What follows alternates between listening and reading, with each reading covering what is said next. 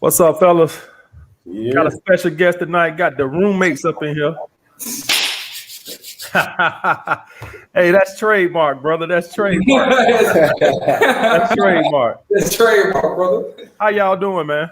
Man, no complaints, man. Glad to be here, man. It's been a long time coming, man. Really appreciate the opportunity. Yes, sir. No problem, brother. Appreciate y'all what y'all doing over there, man. All y'all trolls is members only mode, so I know they mad right now. They want to come and troll and talk shit and all this. Nah, you ain't gonna talk no shit tonight. I got that members today. Like I don't want to pay $5 to talk shit. Nah. Hey, what's funny, AMS is I saw Kevin had did that mug. Yeah, it's most content creators do it because it's hard to get people moderators to want to sit and moderate your shit the whole night. Yeah. Like people that made me they moderate. I'm like, shit, I'm not gonna moderate. I'm gonna get the hell about it. I just came through the super chat. I'm out, So that members only mode helps with the trolling without people, without having to have moderators be on your live stream for 2-3 hours. Yeah, but what I was saying was it's crazy to me how people hate this man so much. People were paying for the membership just to troll. Oh, dang, bro. Tell me about it, bro. Tell me about it. Yeah. All right, man. So let's get into this, man. Cause y'all brother y'all have some deep content, man. I want to get into this. First off, I want to know what's y'all definition of a high value man. Everybody, that is like a Rubik's Cube. Like everybody got a different way of going about it. Yeah. So what's y'all definition of a high value man? We all know what Kevin's. I think I done said what I think a high value man. I think you asked me what a high value man was, and I answered. Yeah. So what's y'all opinion of what's a high value man? Yeah. So for me, I think I break it down from how I was taught it. So I kind of got introduced to a lot of the early pickup content, and a lot of the early pickup content. What a lot of the guys were saying in the message boards were they were realizing that they weren't valuable to women. And what they realized was there was other guys valuable to women, the Leonardo DiCaprio, the LeBron Jameses, the guys like that. And so the idea was, okay, these guys who are highly valuable, not only to women, but they're also respected by men. So to me, a high value man is a man who's highly valuable in society. And he's highly valuable because one, women want to be with him and men want to be him. And so to me, it's kind of unique because certain people can be high value in certain environments. So for example, a principal of a school can be high value in the school because he's highly valuable in the environment. But let's say if he goes into a hospital, no one's really checking for the principal like that. So there is also environmental high value, but generally speaking, a man is high value because society as a large perceives him as valuable. Okay. Yeah. Okay. I like that, brother. I like that. Why do y'all think men would rather play the victim instead of work on themselves? I know y'all guys get older. I see y'all right on the community wall. So many guys just want to play the victim, and it's easy to play the victim. Why do you think guys do that instead of want to put the work in? Besides, it being work, why do you think that is? I think, like you just said, I think it's just easy. I think it's easier to blame everybody else, to blame the coach for not putting you in, to blame the teacher for your bad grades, to blame the parents for your current situation. And, that is a ultimate trump card in their mind. That's the excuse where I don't have to put the work in. I don't have to look in the mirror. I don't have to reflect. I don't have to do none of those things. I can just blame somebody else. And like I said, when you have that easy component and you just been in that level of comfort, it's just a literally like a gumbo of nightmare where this guy is not going to even try to level himself up or get better because he has the ultimate excuse and he's comfortable. People like, I understand, coach would have put you in, yada, yada, yada. They have all that going on. Like men ain't gonna feel the need to put the work in at all. Right. I can speak for myself, man. I used to be the victim all the time, and it was mainly because that's just how I was raised. I was raised to be like put in a cage, and this is the limitations. Like I didn't believe, you could become a millionaire. You really could become a millionaire unless you played basketball or you could bust some lyrics, right? I didn't really believe you could start your own business because that's just I was taught. So to know that, tell guys out there that if you is an 18-year-old guy in the slums or something like that, that if you put the work in, if you put the grind in, trust me, you could do it. I know most of us, especially black men, only think you could come up is if you can, dribble a basketball or you can bust, Lil Wayne or something, Yeah, now that's real. And another part, you got to kind of realize, man, we live in a modern world that's made it really easy for a lot of men to be able to make their excuses. And so, like, in the simplest manner, and no disrespect to anybody, but a lot of guys who are alive today, 1,000 years ago, they wouldn't be alive. Because back in the day, there was no welfare. Back in the day, there was no food stamps. Back in the day, there was no government subsidized housing. Back in the day, it was really primitive survival of the fittest. There was nobody coming to save you, not at all. Especially if you're talking about being of African descent in sub-Saharan Africa. There was none of this. And so I think what happened is we live in a society where you get so many benefits, and then you start to get that entitlement. And that's one of the biggest challenges that we see so many men deal with today.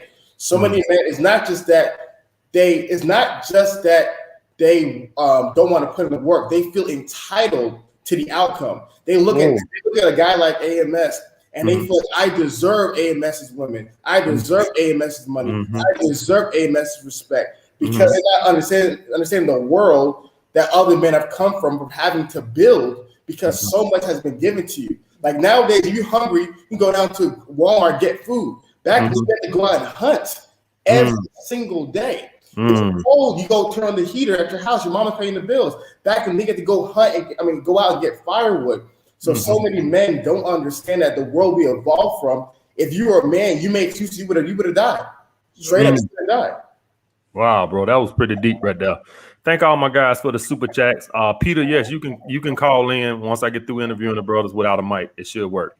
What was the turning point for you guys to make you want to level up? I seen you make videos about being in debt and all that, and living at home and stuff like that.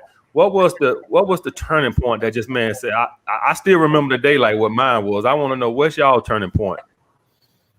No, that's good. I have. It was a point in time where I remember that Fees and I were in my old apartment after we had just done like some post-production for this TV show that I don't even want to even mention. And I remember just like us just sitting down and, after talking and discussing for hours, and we were just quiet.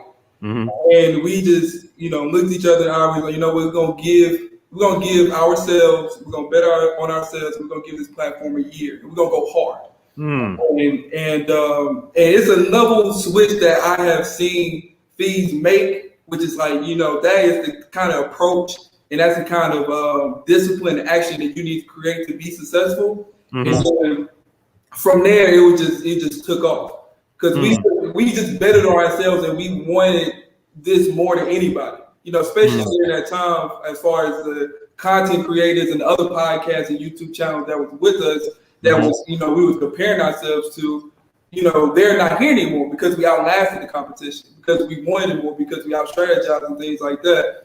So I feel like that was a turning point. We was like, you know what, we will have to take up another notch. Not just, go through the motions. It's like we got to make more sacrifice. We got to go to guests. We got to catch these points. We got to spend this money. We got to really do this in order to see attainable results.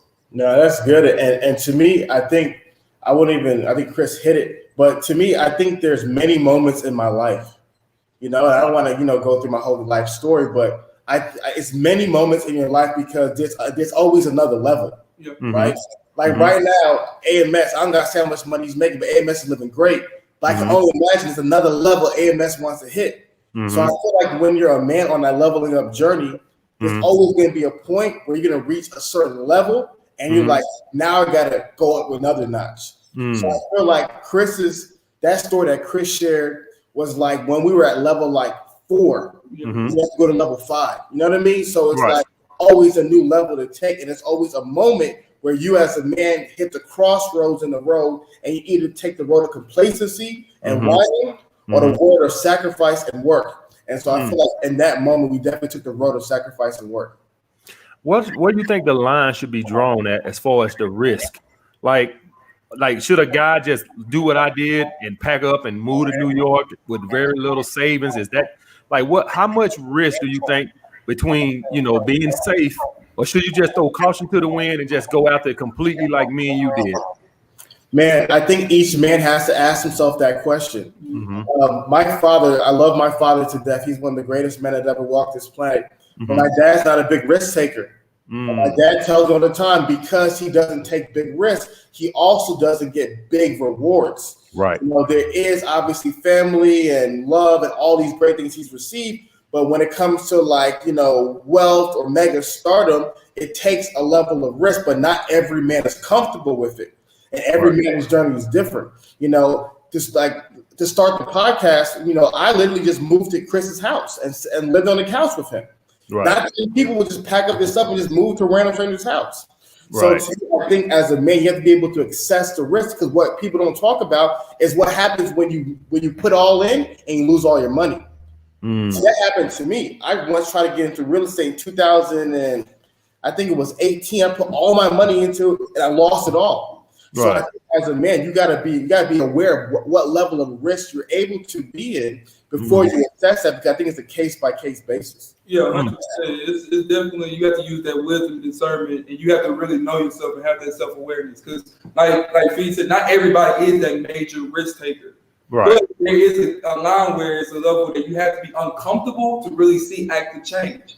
So if you're too comfortable, then there's a level of risk that you're not taking that is not going to make you level up or be the man you want to be. So I feel like every man has to figure out that level of uncomfortability that's going to make them better. I like that, brother.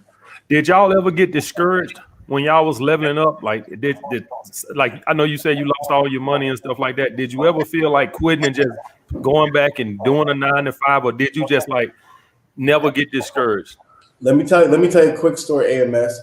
We started the podcast January 2017. And I think at that time we were averaging 100 listens per episode when we started off the podcast January 2017.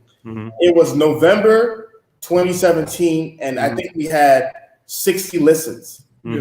So we went from 100 listens to 60. I talked with one of my friends, and he was like, who was also doing the podcast with us, and he was like, "Yo, we suck. We should just do this for fun and not take it seriously." Right. And I was like, you know what? You're right. We suck. We need to give it up. Like, we're not doing good. Right. We watched the Breakfast Club interview with Gary Vee, and for something happened in my mind, and just everything just clicked. And the idea that clicked, that Gary Vee was like, everybody wants to live a 1% life, but nobody wants to put in work that the 1% will only put in. Right. And on that day, man, I remember buying Gary Vee's book, Crush It. I bought the book, I read it, it changed everything. And so there were so many moments.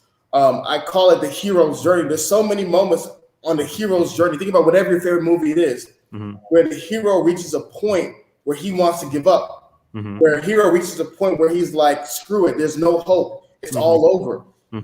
But something happens which separates the heroes from the zeros, which cause them to be able to overcome that, that crazy obstacle. And I feel as though that's what every man gets faced with. I get faced with it so many different cases. You guys obviously dealt with it so many times. Right. So yes, I've been through that so many times, and it's going to happen so many more times in my life. But the difference between the men that succeed and the men that fail are the ones that are able to overcome the obstacles, or the ones who are overcome by the obstacles. Wow, I like that, brother. Good, brother. Since y'all guys have leveled up, y'all big YouTubers now, almost 300,000 subs. Y'all got a hot program over there. How the women treat you? Have you seen any difference in how women treat you? Do you get more phone call returns? Do you get less flakes? That's what everybody want to know. Guys, they like, oh, forget all this business talk. Let's get to the whole. So, like, are y'all guys having more success with the women? What's y'all perspective on that? I can't complain. I already know, brother. I already know about it. Yeah, man, and this gets interesting because it's as I've always said, like, spoils go to the victors, right? Right. And everybody wants a certain caliber of woman. You know what I mean? Like whether you call her high value, whether you call her a baddie, whether you call her a hottie, whatever you call it, everybody wants this top tier level of woman. But it's kind of like video games where you have to reach a certain level to unlock them. Right. And the straight up truth is when you start reaching a certain level, you start unlocking a certain amount of women.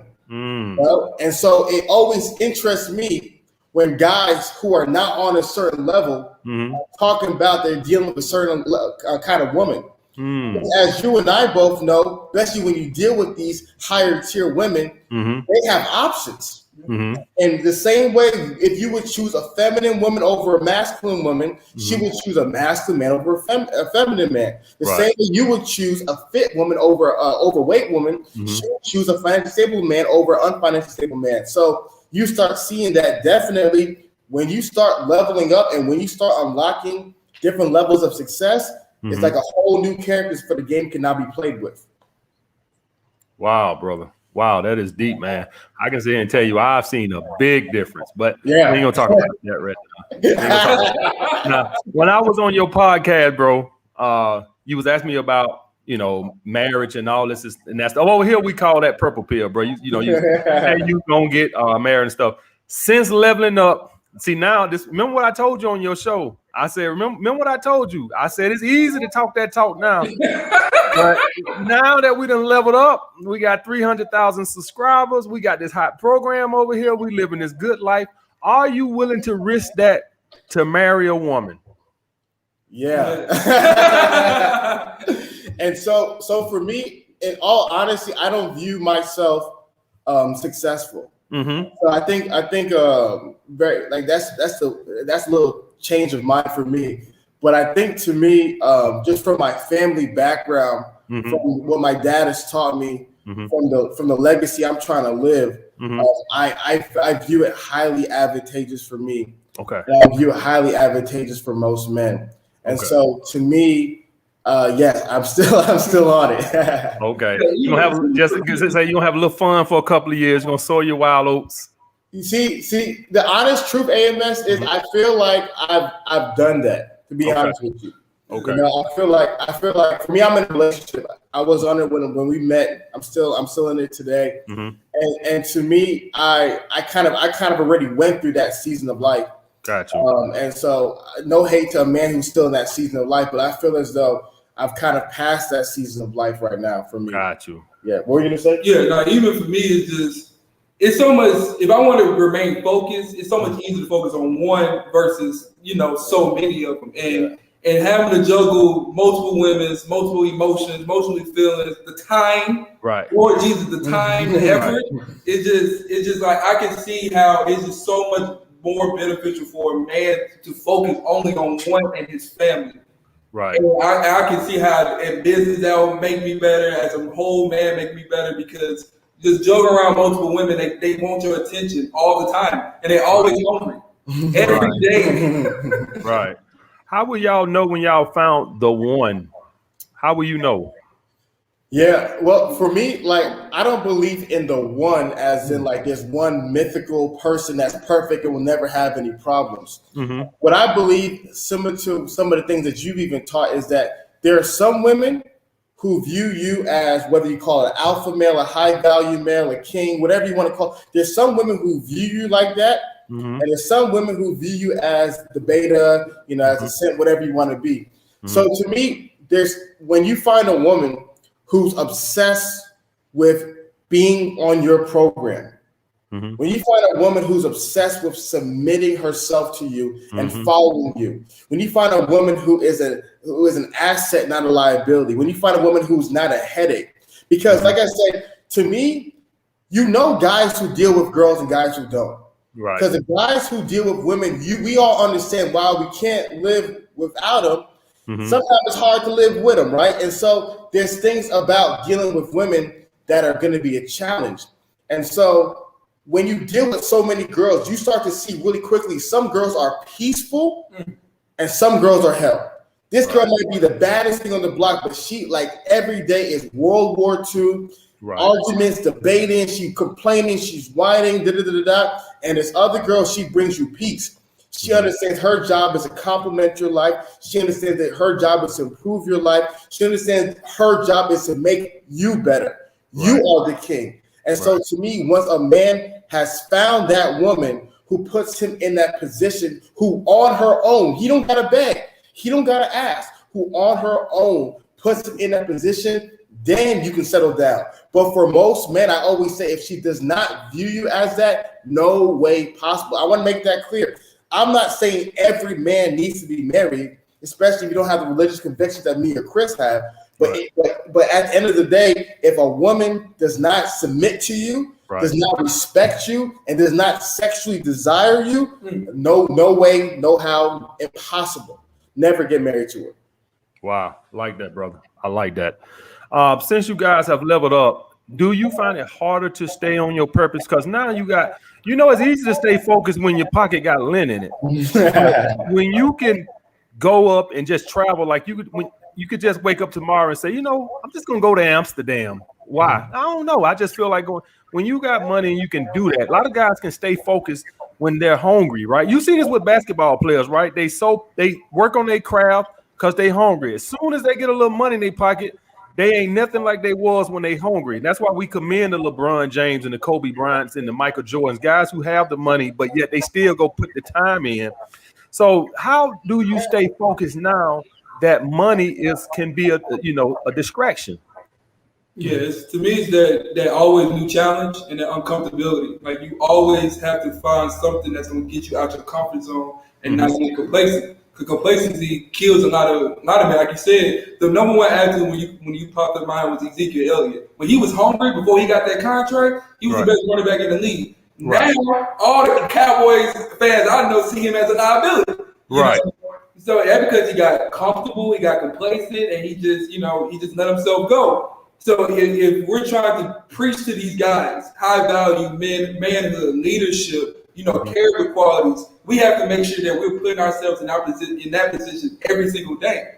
What are the new challenges that we're going to face this quarter? What are some of the things that we're going to continue to get better at, so we can make sure we're not in a state of complacency, but we make sure we're growing, because we're still young. We still have a long way to go. I'm 27, I'm 30. We're still young men.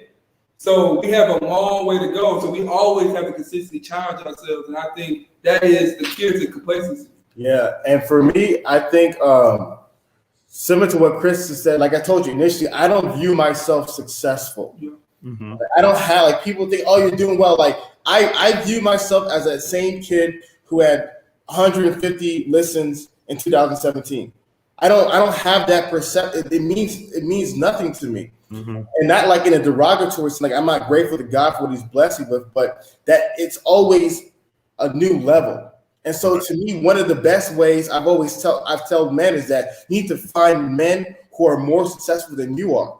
Mm-hmm. So I could be like, well, I'm making this much. I see my man AMS living great. Mm-hmm. I'm like, I ain't where AMS is at. Right. I see my boy Lewis House. I see my boy Jose Zuniga. I see all these other dudes. So when you have other men around you who are doing great things, it inspires you, and you start to see, you think you're doing something, you're not. Mm-hmm. Patrick Bet-David came on the podcast. Patrick Bet-David easy's worth at least 9 figures. Right. At least 9 figures. Right. And so when you're talking about I'm making money, what kind of money am I making? Right. That's chicken scratch. That's a vacation for him, Right. And so for me, I feel as though when you're around all these other guys who are getting it, and you always have that mindset. Because I think Kobe, Michael Jordan, even LeBron at times, they have a mindset where they like when you view yourself as that kid who never got anything. Right. The moment you think you arrive, you slowly begin to slip back into complacency and failure. So to me, we haven't arrived. Like 300,000 means nothing to me. All my friends are, at a million. And so to me, it's like having that drive, having those people around you, having men like you that motivate me every day. I look at your catalog and I look at mine, I'm like, God, they look like Michael Jackson with the greatest hits. I'm looking like Tito. You know what I mean? So to me, I'm like, what am I talking about? I've arrived. What do you mean I'm successful? So I just got so much more to go. And I feel like always having that mindset will keep you hungry every single day. Wow, I like that. I never heard that before, but that was good, brother. Comparing yourself to guys who got more I like that. Speak on having the ability to develop delayed gratification. As guys like us who grew up without nothing and stuff like that, it's so hard when you start making money to say, you know what, I'm not gonna get that new car. I'm not gonna get that new designer clothes or jewelry or whatever. Speak on having the ability to have delayed gratification and the importance of letting your money work for you before you buy liabilities and things like that. Yeah, man, that's a huge thing because I feel like there's plenty of examples that we see nowadays of people that get that money quick and then just, write it all away. But for us, we're futuristic thinkers. So it's like Fee said, it's cool that we got what we have now, but we're still thinking 5 years, 10 years down the line. Right. And we're still a level of where it's like a comfortability where we can still push and motivate ourselves. Like, man, I could probably get this car, but it's not the car I want. It's not the car that, I really want to work hard for. So, I can not get it today. And like you said, putting my money in investments or putting my money in Bitcoin, cryptocurrency, whatever people want to do, and really practice those habits now.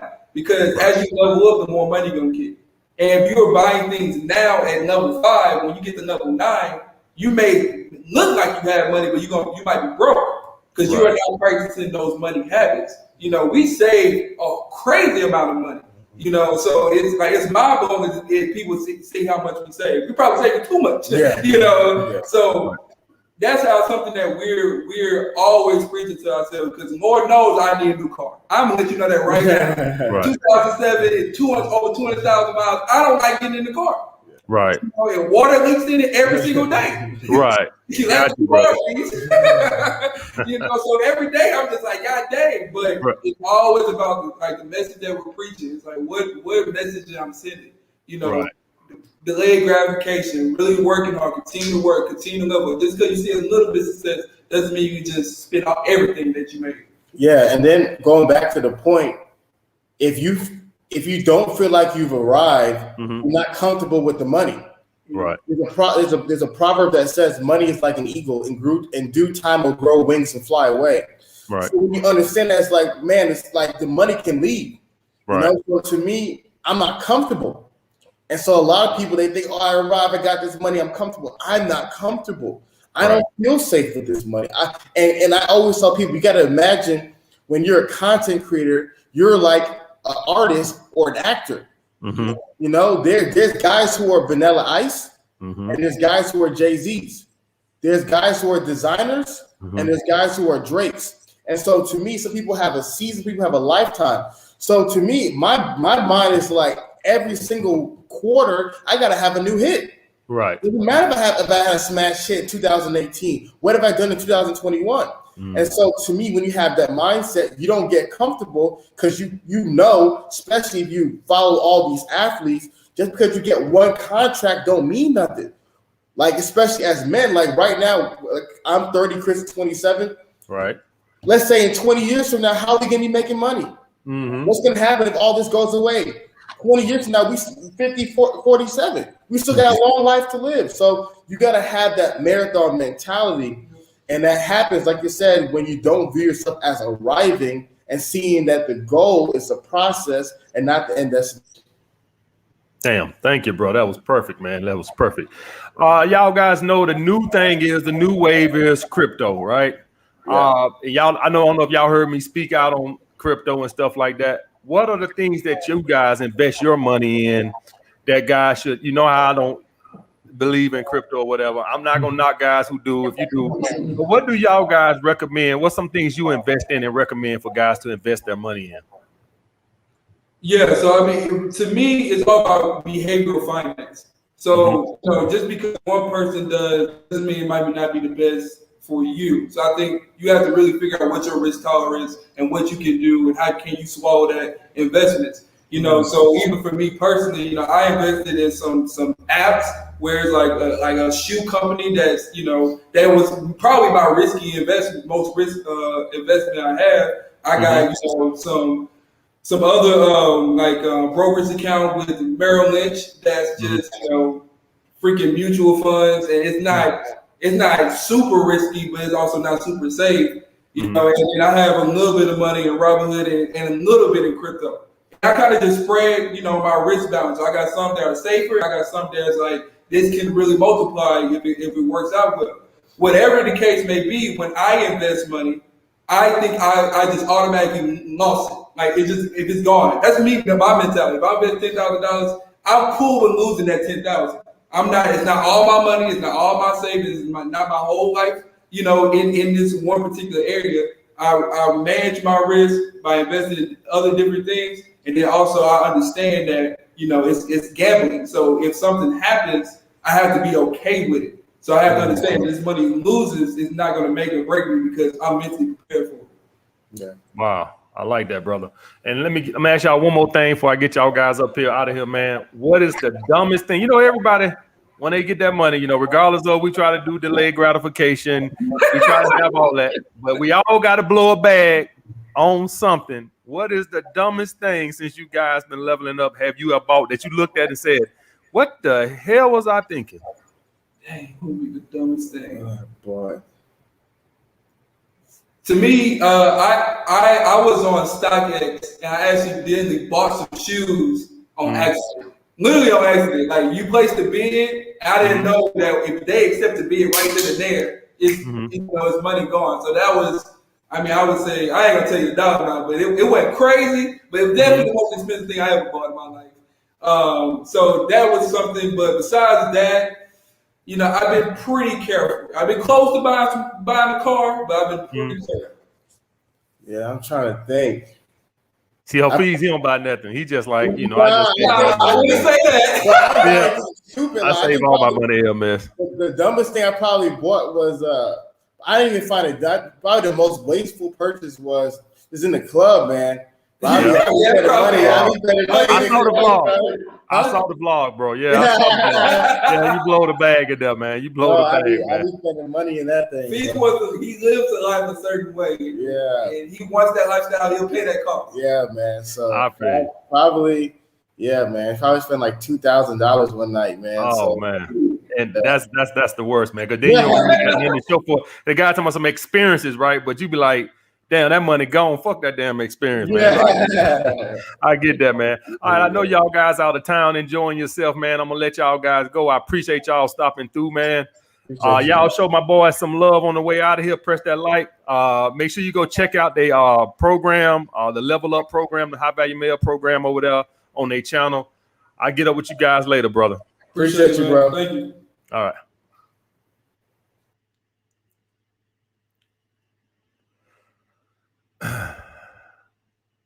All right, let's get some questions, fellas. Let's get some questions. Yo.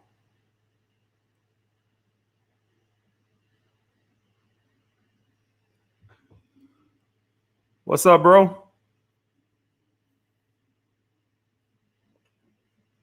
What's up, bro? Unmute yourself, brother.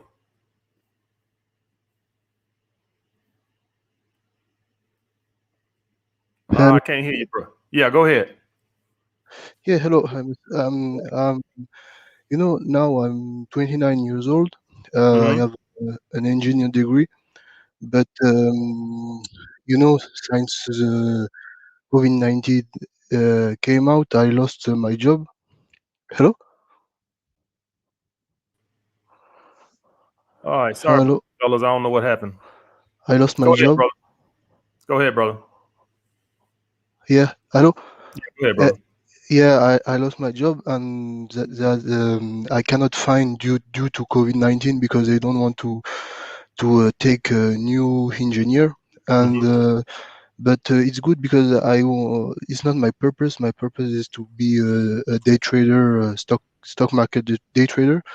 And I made some contest for a company or some exam for company for they hire me for be a day trader.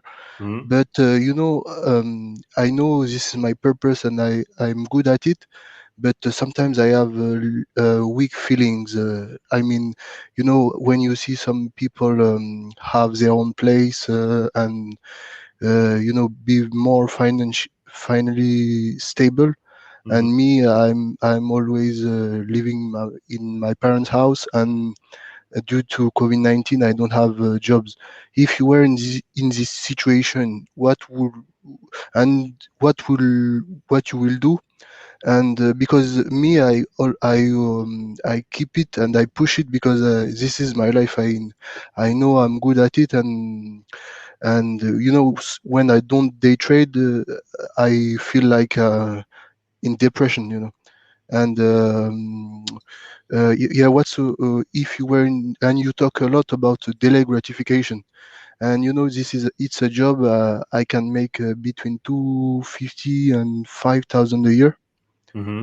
And with a network engineer job, I could make only $40-50 a year. So if you were in my situation, well, what you will do? And what advice can you give me for kill you weak feeling? Well, first of all, brother, I would say this right here. Do you know what the butterfly effect is? You ever heard of the butterfly effect? No, never. All right, so that's kind of like something that kind of pushes you what was destined for you anyway, right? So to give you an example, let me use my life story for an example, right? So when I was in Alabama, I was working for doing a maintenance job before I moved to New York, and they laid all of us off because they had sold the property and they hired the old people back. All right, that made me want to move to New York. I was already talking to a girl in New York, but that made it easier for me to want to go to New York. I was debating whether I wanted to move to New York or not. That kind of made the decision for me because I had just lost that job. You see what I'm saying? Mm-hmm. So I get up to New York and I'm a security guard, right? And the club closed down to remodel because they were remodeling the club. They told us they was going to be remodeling for about 2 or 3 months. 2 or 3 months turned into 6 months. In that time, I started learning to become a personal trainer. I tell you all that because I believe things in our life happen to push us where we're supposed to be anyway. Now, I'm not trying to act like I'm some overly spiritual person or nothing like that. But what I'm saying is I believe that happened for a reason. You see what I'm saying? And to push you in the direction that you were supposed to be in anyway. That wasn't, in other words, that wasn't meant for you. Does that make sense? Yeah, completely agree. I thought about this too because I thought about this too. But sometimes on the contests they are really strict about risk management, and you need to be disciplined. And me, I have really good results, but I'm kind of like lack of discipline, and I want to win too fast, and that's make me restart again and again and again, and I feel my motivation when I started was really high, but when they told me to restart, my motivation like I need to find a new job and something like this, but quickly 5-10 minutes after I'm like okay, no, I don't want it, and I want to keep it, and that's it. Well, first thing you got, how old are you? I'm 29. Shout out my brother Solo TV84. Shout out, thanks for the $50 super chat, man. Shout out, he really is Solo TV84, but he is cryptocurrency for dummies. Shout out my brother Solo, man. Well, first of all, brother, we live in a world. If y'all guys don't understand nothing else, I want y'all guys to take this and learn from this right here. In life, you're going to have trials and tribulations. There's nothing you could do to stop it. If it ain't, it's going to be either your finances, your health, something will happen that's going to derail you. Life is not supposed to be a bunch of, ice cream and roses and every day is, no, it don't work that way. That is going to be life. So when that happened to you guys, I don't want you to feel, po me. That is life. For all you guys that are suffering through the COVID and shit like that, guess what? Again in your life, something will come up to put an obstacle in your way somewhere. I don't know what it's gonna be. It could be your health, finance. I don't know what it's gonna be, but it's gonna be something, and that's gonna always be throughout your life periodically, where it's something you're gonna be going through. So don't think that that's just you. That's everybody who ever walked the earth is gonna go through trials and tribulations. That's the first thing. If you get that through your head, you won't let that type of stuff get you down. Once you understand that life is meant to have obstacles and it's not meant to be perfect, no matter who you are, no matter how rich you are, maybe financially you might don't go through no obstacles, but it would be something. You'll get a lawsuit, something be wrong with your health. It's always something. So get that through your life. It's gonna happen again. So if you think you're gonna go through life without having trials, tribulations. So the point of me saying all that is, you can't let that discourage you when you go through them. You just got to know that that's a part of life. The thing where I tell you guys is, see, when you go through these obstacles, when you have your life built on a solid foundation, you're prepared for it. When you have a savings, an emergency fund, when you have a skill or an education or a trade, anything like that to fall back on, you see what I'm saying? It's easier for you to rebound from those things. So the people that had, a year's savings for COVID, they fine. But if you somebody who lives YOLO all the time, then you struggle through COVID. You can't live YOLO. You must have a savings. So what you need to do, brother, if you don't listen to nothing else, your life story sounds just like me in my 20s. I don't know if you know my story or nothing like that. I talked about it so much in the videos. I don't know if you know my story. But the reason why I had to keep starting over and move home with my sister, move home with my aunties and all this other crap, is because I had no stability in my life. I had no skill or education. That's first and foremost. You must have that. Do you have that? Yeah. I have a network engineer diploma. Oh, okay, boom. You got that. So you got something to fall back on. Now, when you was working, do you save money or do you live YOLO? No, I started. When I came to the I had my diploma. Mm-hmm. I started work with a company, but the COVID-19 came out, so I just had 2 months of savings, and I worked before with a student job, but I didn't have, I have only 5 or 10K maximum, and I could save more, but it's kind of like live more YOLO, and I could save more. Yeah. Well, that's the thing. So this is the thing about life, right?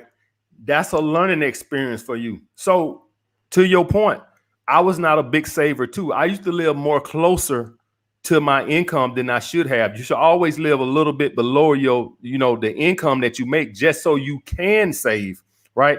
And so what you do is you take that as a learning experience. So this is the thing, bro. I don't want you to, shit on yourself or feel bad, because what you have to understand is, y'all guys got to understand that AMS is here because I done made all these mistakes that this brother he's talking about. The reason I can coach him on that, because I done made them same mistakes more than once. You see what I'm saying? So life is about learning experience. See, guys, this is the thing. It's good to read books. You can read books and that's cute, and they kind of guide you in the right direction. But in life, some of this stuff you're going to have to learn the hard way, because when you see it or hear it, it don't go through your head as much as when you go through it. It's just the way we is. We kind of hard-headed, right? We kind of like, you kind of hear people say, save money, right? And you're like, oh, shut up, And then when something happens to you and you're like, oh, now I see why them old bastards were saying save money. You see what I'm saying? Yeah, exactly. And also because I spend money for invest in myself. Go to a seminar of trading and investing and something like this, and it costs a lot of money. But also I spend a lot, for lifestyle, travels, and something like this, and I thought to myself like, okay, I can enjoy a little bit when I'm a student, because even if I invest in myself, it will come back and it will compound it. Right. But this the thing. You talking about investing, right? Yeah. Well, the thing is, see, and that's what guys messed up at. They start thinking about investing before they even get to you should have a savings first before we even get to. So before we even talk about investing, we should not have no debt, right? We should have no debt, and you should have a savings. Guys have $50,000 in student loan, a car note, some credit card debt, and over here talking about investing. We can't even worry about that investing part yet until we get this debt taken care of. Because see, what you got to understand is when you got all that debt, and y'all guys know I'm a big fan of Dave Ramsey, right? So I'm, do I agree with everything he say? No, but I agree with 90% of what he says. The thing is, when you have all this debt, what happens is when something happens, your life is not stable. You get what I'm saying? Your life is not stable. Yeah. So that's what I'm saying. We got to get rid of this first before we start looking at it. So you already talking about compound interest. We need to let's compound that savings and get rid of any debts you might have first, right? And then we can start worrying about compound interest. See, that's what guys start putting the cart before the horse.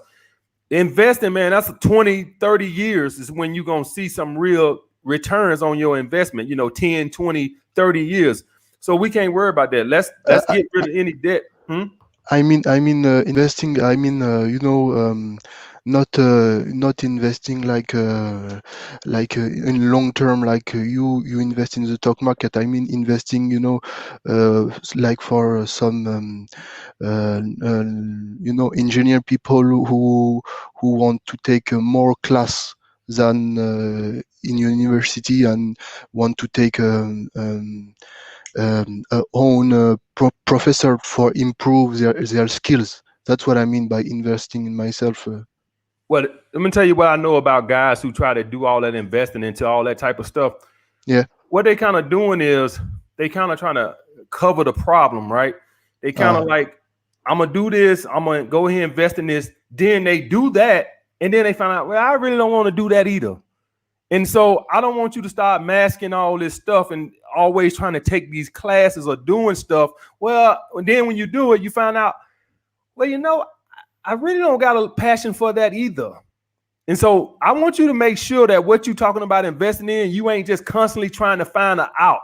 Wait, guys constantly go to school, constantly trying to take all these classes as an out, as into masking their life pain or whatever's going on. It's just constantly taking these classes. And then whenever they get through with anything, they find out, well, I kind of don't really want to do this either. And so then next thing they off trying to do something else. Well, now I want to be a welder. And then the following week, they want to be a carpenter. And then the next week, they want to be a damn lifeguard. Well, they just don't know what the hell they want to do. And they just filling through life, and they constantly what they call investing in themselves. And they still don't know what the hell they want. Now they want to be a real estate agent. The reason I tell you this, because I done dated girls who do this. They want to be every goddamn thing. They want to be a yoga instructor. I want to take class, become a yoga instructor. Then next thing they want to know, they want to sell real estate. Then next thing they want to know, they want to own a nightclub. And I'm like, you don't want to do shit. You just trying to mask the pain of real life. This is life, bro. You can't run from life and thinking that you can hide from responsibilities by constantly, I'm taking these classes, I'm taking that classes. And then when you get through those classes, you find out, well, I don't want to do that either. Well, you're going to have to do something. See, you see what I'm saying? You know why? You know how you can say I can sit here and tell you all this. I done all that shit. I used to quit jobs at lunchtime, so I know that. Well, I get this job, and then I'm on this job, and I feel like, well, I don't want to do this job either. So then I go get another job, do that for about 3 days. I don't think I really want to do this. Well, what the hell you want to do? You get what I'm saying? So I'm not trying to get down on you. What I'm saying is this is real life, and you're gonna have to work, and nobody's gonna take care of you. So if you're going to keep on trying to run to this and run to that, next time I talk to you in 3 months, you want to be a real estate agent. No. So I'm saying, bro, at the end of the day, regardless of what you hear or say, all this shit is work. If you become a YouTuber, this shit is work, regardless of how guys think like, oh, it's so great. I want to be a YouTuber. I want to be this. I want to be that. This shit still work. You ain't going to get out of work, and no matter how many degrees or skills or trades you get, your ass got to work. And that's why I'm just trying to don't get into chasing your tail where you're trying to chase this fairy tale of some life you're gonna go to, and it's just like, oh, I just love this. I love this. It's parts of playing basketball in the NBA that the players don't like. Do you think they like talking to the media after the game for 2-3 hours after the game? See, it's shit about that you ain't gonna like either. No matter where you go, it's gonna be shit you don't like. So you need to understand that this real life is what I'm saying. It sounds like you're running from your problems. That's why I said all that. Because I done been where you been, and that's what I was kind of doing, kind of like running from my problems. Like I ran my ass to New York. Luckily, it worked out. But in actuality, I was running from my problems. Now, luckily, it worked up and I wised up and stuff like that. But it didn't really matter if you run your ass to Texas or California or New York. You carry your ass to Australia. If you don't man up, and handle responsibility, do your job, have a savings and all that, you can run your ass wherever you want to run. You can go invest in whatever you want to. You still gonna struggle. I see what you want to do to mean, and I do this because you told a lot of people told you need to taste a lot of things to find your purpose, and that's what I did it. Well, this is the thing. This is the thing. Guys hear that part of it, right? They hear the part. I gotta get on my purpose. What you do is you gotta work and have some stability, and then do your purpose and build that in the part-time. So, in other words, you might have a shitty job that you're not that particularly fond of, but I can't quit this job or not do this job so I could work on my purpose. I gotta build that in my spare time while I do this job that puts food and pay the bills. You get what I'm saying? So you hear a lot of guys think that they can quit their job so they can quote unquote pursue their purpose. Well, you got to pursue your purpose while your ass clock in and work. You can't quit. You can't be a bum pursuing your purpose. You got to work. Yeah, absolutely. But this it was when I was student. Now, yes, I need to work to work on it.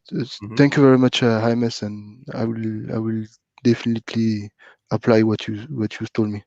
Thank you, brother. Appreciate it, man. For all y'all guys wondering why I gave that guy so much time, because he was actually talking about some real shit. All this hoes. My girl won't call me no more AMS. What I'm gonna do? He was speaking some real shit, and so that's why I was sitting there talking. I would talk to his ass 30 more minutes. Goddamn tired of these funk ass bitches y'all calling me about. Oh, she won't call me back. She told me she don't love me. Fuck that bitch. Shout out my man Cruising with Prince, with the sleazeball anthem. Who else? Eli. Appreciate you, Eli. Eli come through every live stream showing love. Appreciate it. I already shouted out Solo. Finance on Demand. Appreciate you, brother. Yarley Morse. Appreciate you, brother. All my brothers with the super chats. Appreciate y'all, guys. Uh-oh. Here we go. Got Charles Manson on here. What's up, brother? Can you hear me? Yeah, I hear you, bro. What's up? So, first of all, just want to appreciate everything you've done. Because I remember when I first started watching you a couple years ago, I was just fucking popping Molly on my roommate's couch, fucking doing jack shit. And now I'm like pursuing a career in guitar teaching. So that brings me to my first question, which is, when you try to advertise yourself, like, do you prefer in person or do you do like social media? Maybe like flyers, word of mouth? Advertise yourself as in what, brother? You mean like your business? Just to like get clients. For what? For guitar teaching. For who? To teach guitar. To teach guitar. If that's me, you got a YouTube channel or something? No. Yeah. So if that's me, with that guitar, I'm instantly. That's the first thing I'm gonna do is have a social media presence. That's the first thing I'm gonna do. Now the thing is, how would I go about getting clients for, like, I don't know what you go to, like a Garth Brooks concert or some shit. I don't really fucking know where I would go to fucking build a business for guitar lessons. I mean, that's some Nebraska type shit, but I'm quite sure wherever that type of, like, you go, the places you go to, I'm quite sure people are into that type of stuff.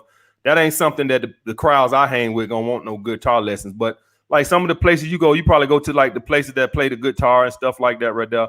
But if it's me, brother, I would probably be trying to build that online presence. That's what I would do. I don't think I would be walking around in McDonald's handing out a card for guitar lessons.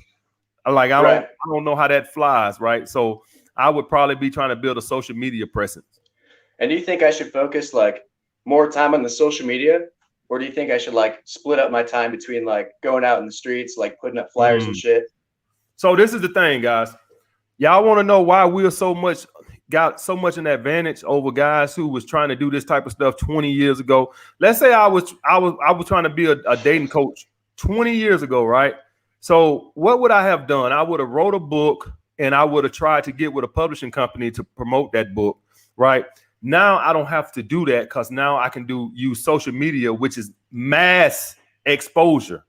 Do you get that? Mass exposure. So when I was in New York City, it was this guy on the train trying to sell his books one by one on the train in New York City on the subway. Which one sounds better to you? Using social media, which is going to be mass spreading, or outside? So in other words, this is what I would do. Instead of me outside trying to hand out a card, building like that, I would be spending that time trying to produce some type of content, some quality content. So instead of you out 4 hours a day passing out cards or introducing yourself or flyers, I would be spending that time trying to produce excellent content. So and then you ask me, well, how would I go about that if I was you? Well, this is what you do. A lot of people mess up on this aspect. What I would do, and you see this with a lot of people, they do vlogs, they make interesting vlogs, and then whatever they're trying to promote, I actually was talking to a friend of mine today about this. They make vlogs, and in between the middle of the vlogs, whatever they're really trying to promote, they'll reference that.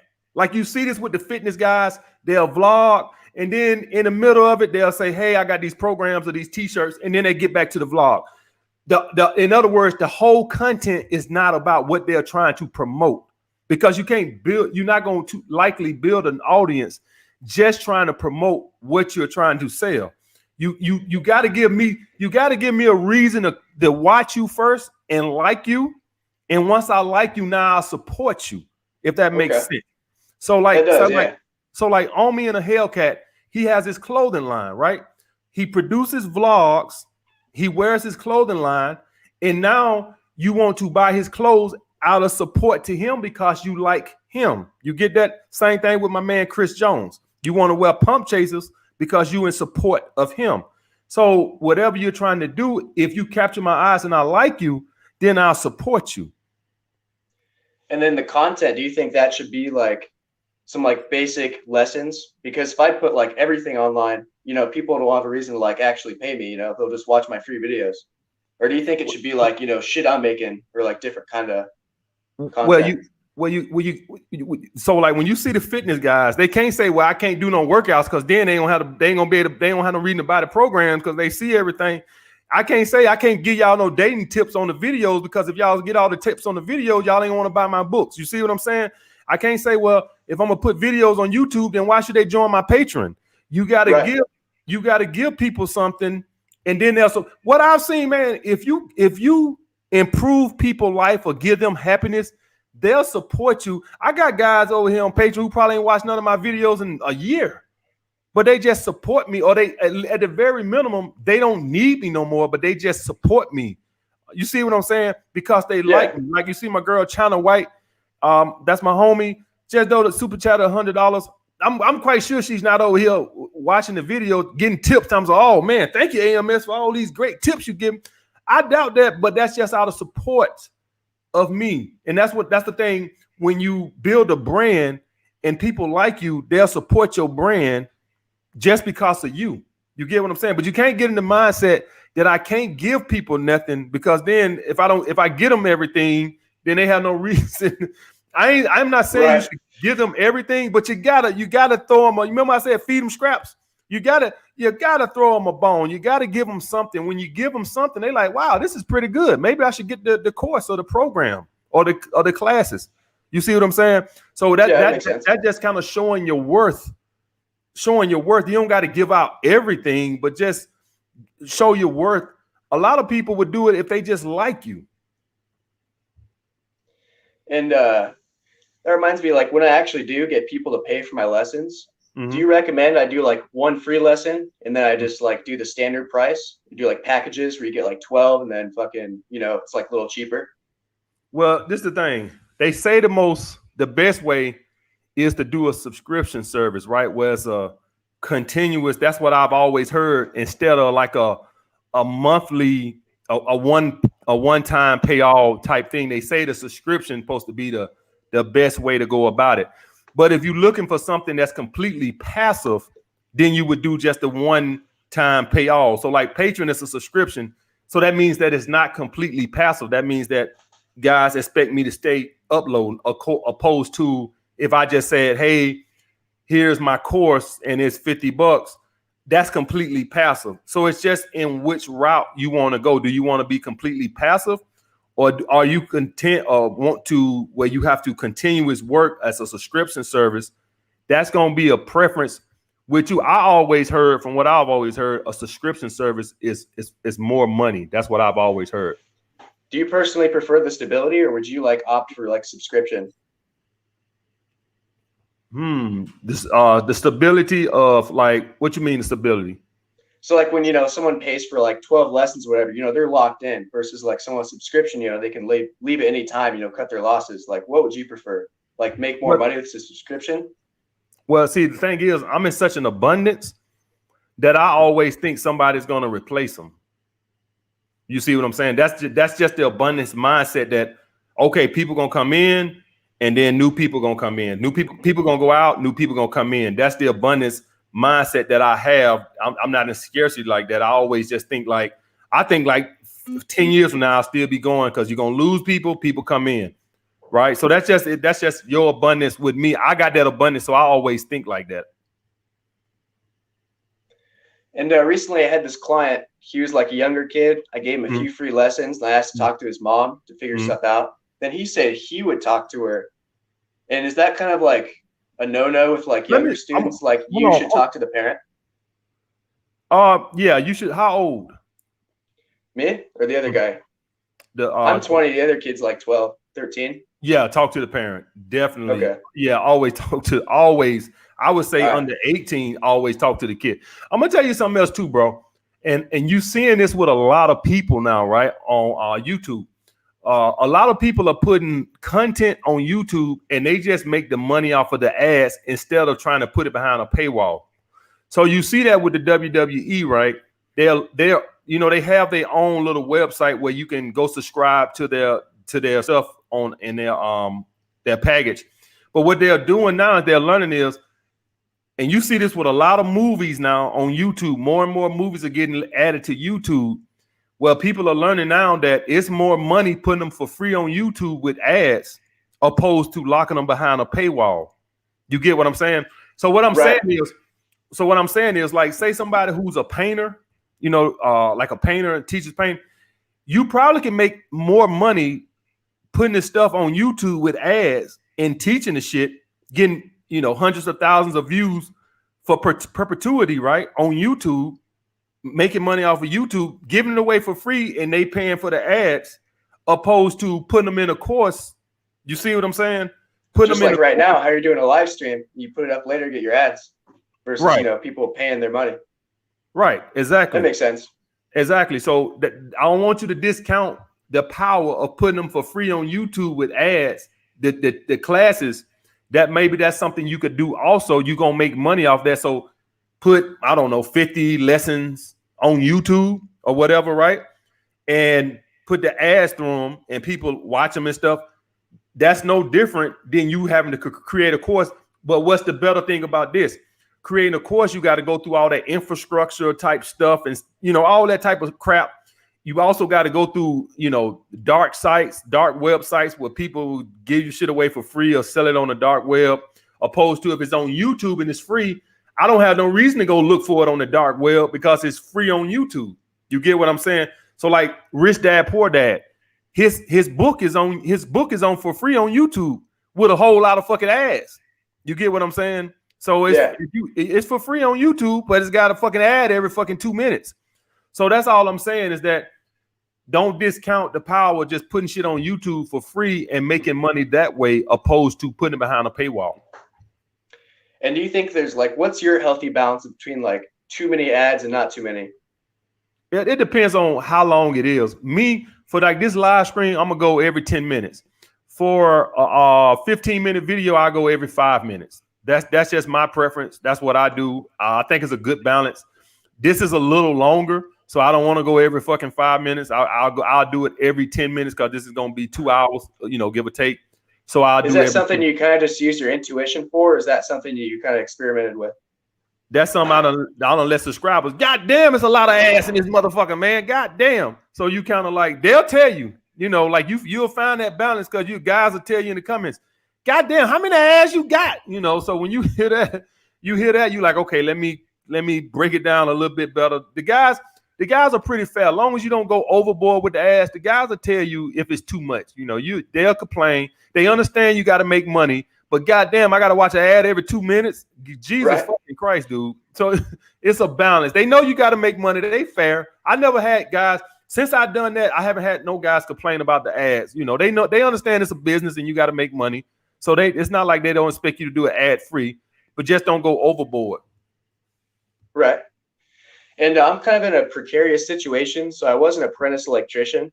And I decided I want to be a guitar teacher. So I left the apprenticeship and I thought I was going to be demoted to a construction wireman, but I got fired altogether. So right now I'm on a year of savings. And I was just curious as to right now, should I just get a job like right now, or should I spend like maybe like 6 months or so just really fucking digging into this guitar teaching?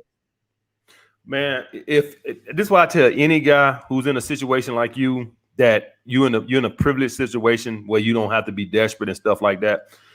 You don't want to, your emergency fund is just that. That's not kick back and relax for 6 months fund. That's emergency fund. You got to look at it just like that, emergency. So if I'm in a situation like you, and you building something else, I am definitely, I don't know, where are you located? Iowa. Okay. I don't know how prominent Uber or Lyft or how necessary Uber or Lyft is, but like if that's a major city in Ohio, like Cincinnati or something like that, or Cleveland, I'm quite sure that those are very necessary. I will be looking at those. The reason I always recommend Uber or Lyft, man, is because they allow you to work the hours that are comfortable for you. So that for any man that's on his purpose to be a contractor, if I want to take 3 days off, I take 3 days off. I'm not saying do that because I don't want you eating up your savings. I want that to be for necessary hard times. So I want you to set out a schedule. If it's no more than 20 hours a week to work, so you can have some income coming in, so you're not just eating up your savings. If that's me, right. That's what I'm saying. And in my shoes, like obviously guitar teaching is going to like make way more than like Uber or Lyft. But in the meantime, obviously I'm not even in the green right now, so I need something. Would you prefer like working just enough to like keep your savings like steady, like your income like steady, and just not spend shit and work on your purpose? Or would you like build up money as a Lyft, Uber, and then do your shit in the side? Yeah, I would. That would go down to your situation and stuff like that right there. But if I had something I was really passionate about, I would do just enough to keep me from eating up my savings. That'll allow me to put more time into that. I wouldn't worry about trying to stack or invest working for Uber or Lyft. Right. If you didn't have this thing you was building on the side, I would say do that. But since you have something that you're passionate about, that you're working on the side, I would do the minimum I need to not eat up my savings. I don't know how many hours a week that would be for you, but that's what I would do if I was you, because I would want to put more time. That's the benefit of having a savings. You got the luxury to do that, right? And living below your means. So when something does happen, you don't need to work 60 hours a week for Uber. Okay. And I've been experimenting with like meditation and shit in the morning. It kind of helps me like, keep like my focus concentrated. Mm-hmm. Do you do any of that? Or do you do like something else that keeps you concentrated, like first thing in the morning? Well, I got a routine. What I don't start doing now, after I eat breakfast is I take my time and I'll take maybe 20 minutes to stretch, foam roll and stretch. It just, I do it more to protect myself because I know that I hurt my back when I get tight and stuff. It's not so much for meditation. It's just that, you know, in the gym, I done pulled muscles in my back enough time that I just done made it a routine to stretch and stuff like that. But I don't really do it for meditation and stuff like that. Even though I believe it's good and I believe in yoga and all that type of stuff are good mentally. I do believe that. I just ain't made a priority to me yet.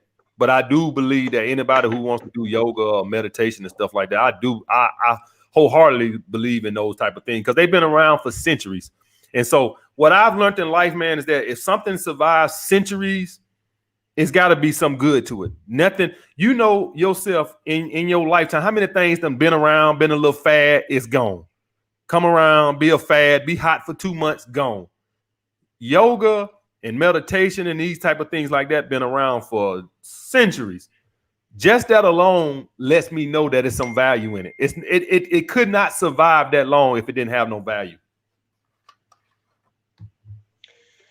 And on the fitness topic, I think I have like I don't know what it is when your pelvic tilts like down, like your back's like too tight. So when you have that, I think it's anterior. So you talking about your pelvic tilt down to the front or to the back? Yeah, to the front. Anterior pelvic tilt. Yeah, that's gonna be your primary, your hip flexors, brother. Now, another situation could be if your hamstrings are weak. You see what I'm saying? I get that whole balance going on. So what you would have to do, and this is funny with the hamstrings. The hamstrings could be lengthened or shortened, but in that anterior pelvic tilt, it's 90% of the time it's gonna be tight hip flexors, and you need to strengthen your hamstrings because they done been lengthened, elongated. So like deadlifts or something like that. Yeah, also your glutes too, brother. So what happens is when your hip flexors get too tight, it shuts your glutes off. Your glutes supposed to keep your pelvis in a more neutral position, right? But when the hip flexors get tight, the tighter the hip flexors are, the more inactive your glutes are. And that's why you have that tilt like that. So you're going to need to strengthen these glutes, and you're going to have to release these hip flexors. Now, the thing is, if you don't release these hip flexors, it's impossible for you to fire up your glutes because your body won't do both to protect itself. You see what I'm saying? So your body to protect itself, when it senses the hip flexors are tight, it shuts the glutes off because something is going to snap if it doesn't. You see what I'm saying? Something's going to give. And so in order to protect itself, it senses the hip flexors too tight, and through reciprocal inhibition, and you could Google that word, reciprocal inhibition, it'll inhibit your glutes from firing to protect itself like a safety mechanism. It makes sense? That making sense to you? So you're going to have to foam roll and stretch your hip flexors and strengthen your glutes.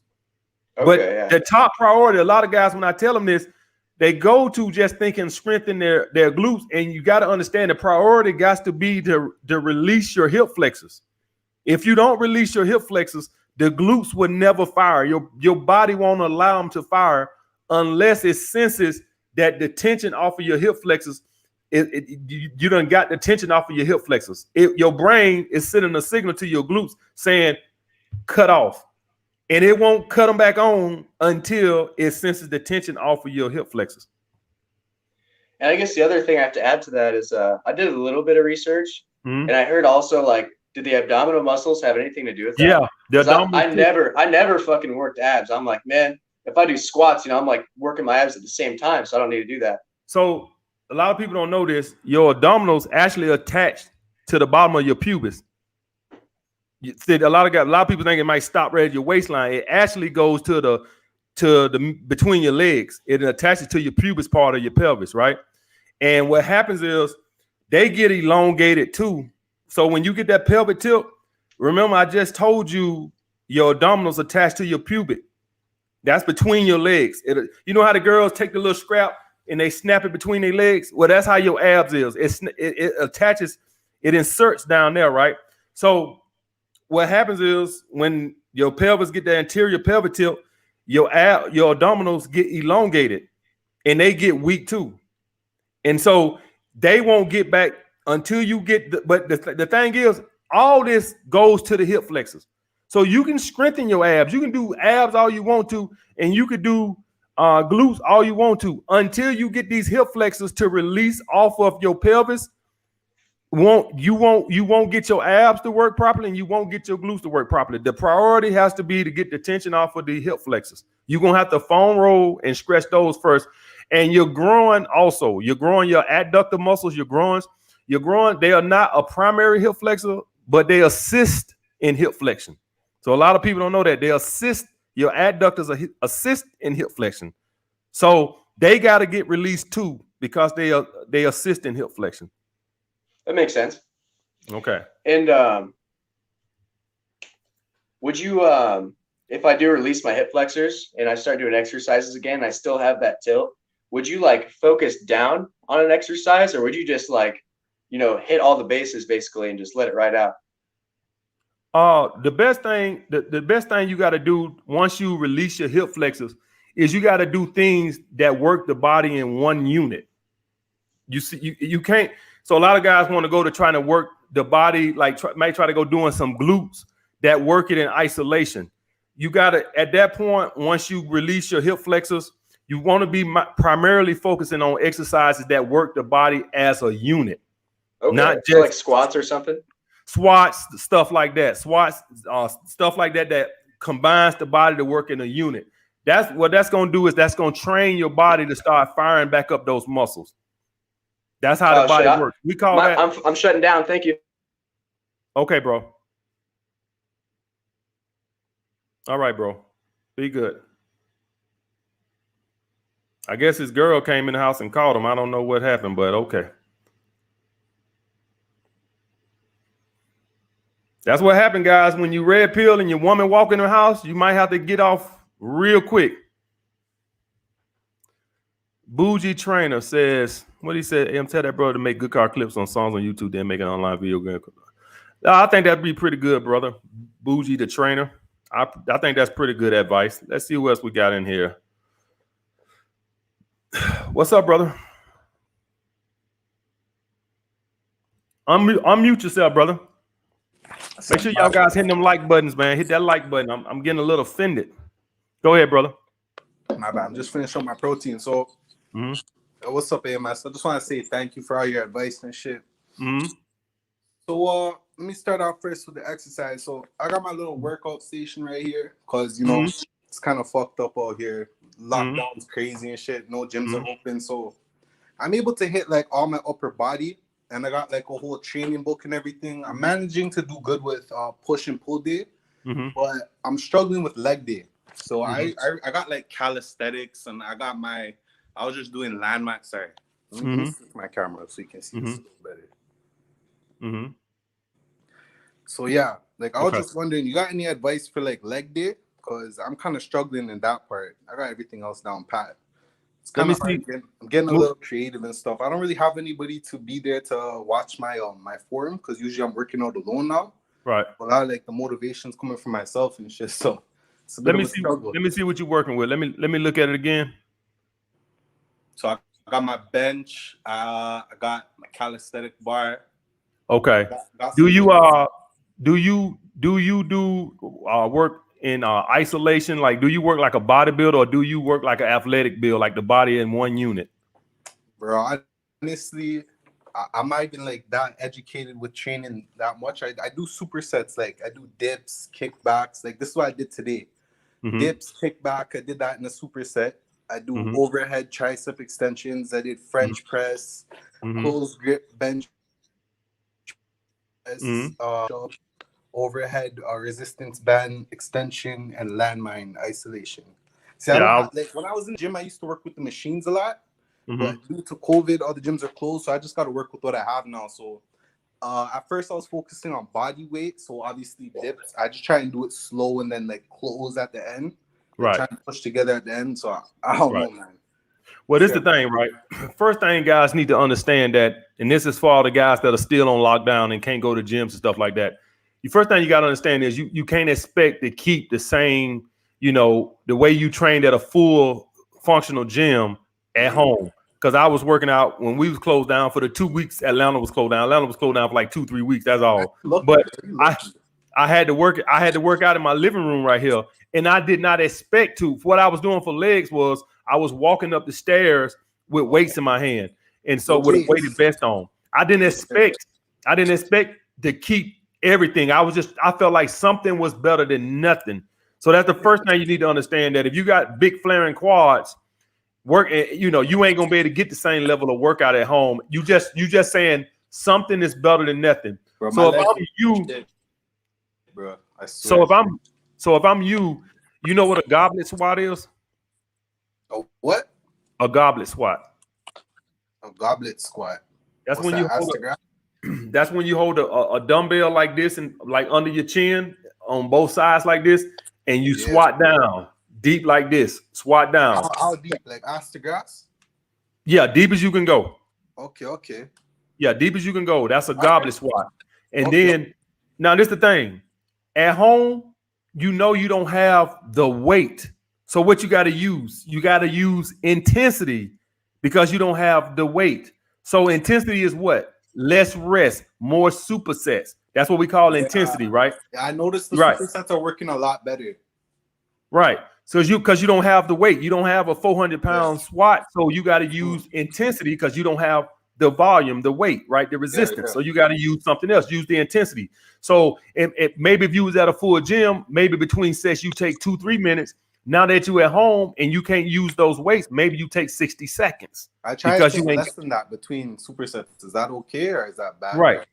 No, that's fine. That's fine. Like back-to-back supersets, I'll try to do like at least 3 or 2 to 3, and then I'll take like a 2-minute break in between supersets. So I'll do this and that, and then take like a 2-minute break. I'll try to do 3 sets, and then I'll do my next superset, 2-minute break, then my next superset. That'll last me about like 50 minutes. But like I have that hunger for like more, man. Like, cause summer's coming, man. Right. Getting messed up. Right. Well, the main thing you got to know is what? Diet, and you got to have that down. The diet got to be on point. Yeah. And you still can maintain or build muscle. You just gonna have to use intensity and maybe even volume. So like when you're using heavier weights, you can't do as much volume. Like a power lifter doesn't do as much volume as a guy who does bodybuilding workouts. So now that you're doing obviously no heavy weights because you don't have access to them, maybe you can do a little bit more volume and a little bit more intensity. That means shorter rest periods, more supersets. Try giant sets. What do you mean by giant sets? What is that? That's like 4 exercises consecutively. Like, so you do a step up, then you go to a lunge, then you go to squats. Also like a circuit, no rest. Yeah, like a circuit. Yeah, that's a giant. Giant's like 4 different exercises back to back. That's a giant set. So maybe you can try something like that. Yeah, cool. So yeah, I've been trying to like wake up at 4 a.m. in the mornings, get some yoga in, and then get an exercise in. But okay, let me ask you now, what are your like top 3 like beast mode tracks, or like a quote, or like something that just like when you were in your grind mode, or back when you were young, you're really trying to get it. What gets you up out of bed when you're feeling groggy in the morning and all that? Well, back in the day, man, you talking about when I was on the grind? When I was on the grind, it was CT Fletcher, man. Like, I don't know, but CT Fletcher used to have all these goddamn little 3-minute, you fucking poop butt motherfucker, like all these little motivational things. Right. I used to actually have them downloaded on my phone. How do you spell that? Huh? How do you spell that? CT Fletcher? Yeah. Go on his YouTube channel, man. CT Fletcher. You ain't never been on YouTube? CT Fletcher YouTube channel? Yeah, I'll look it up.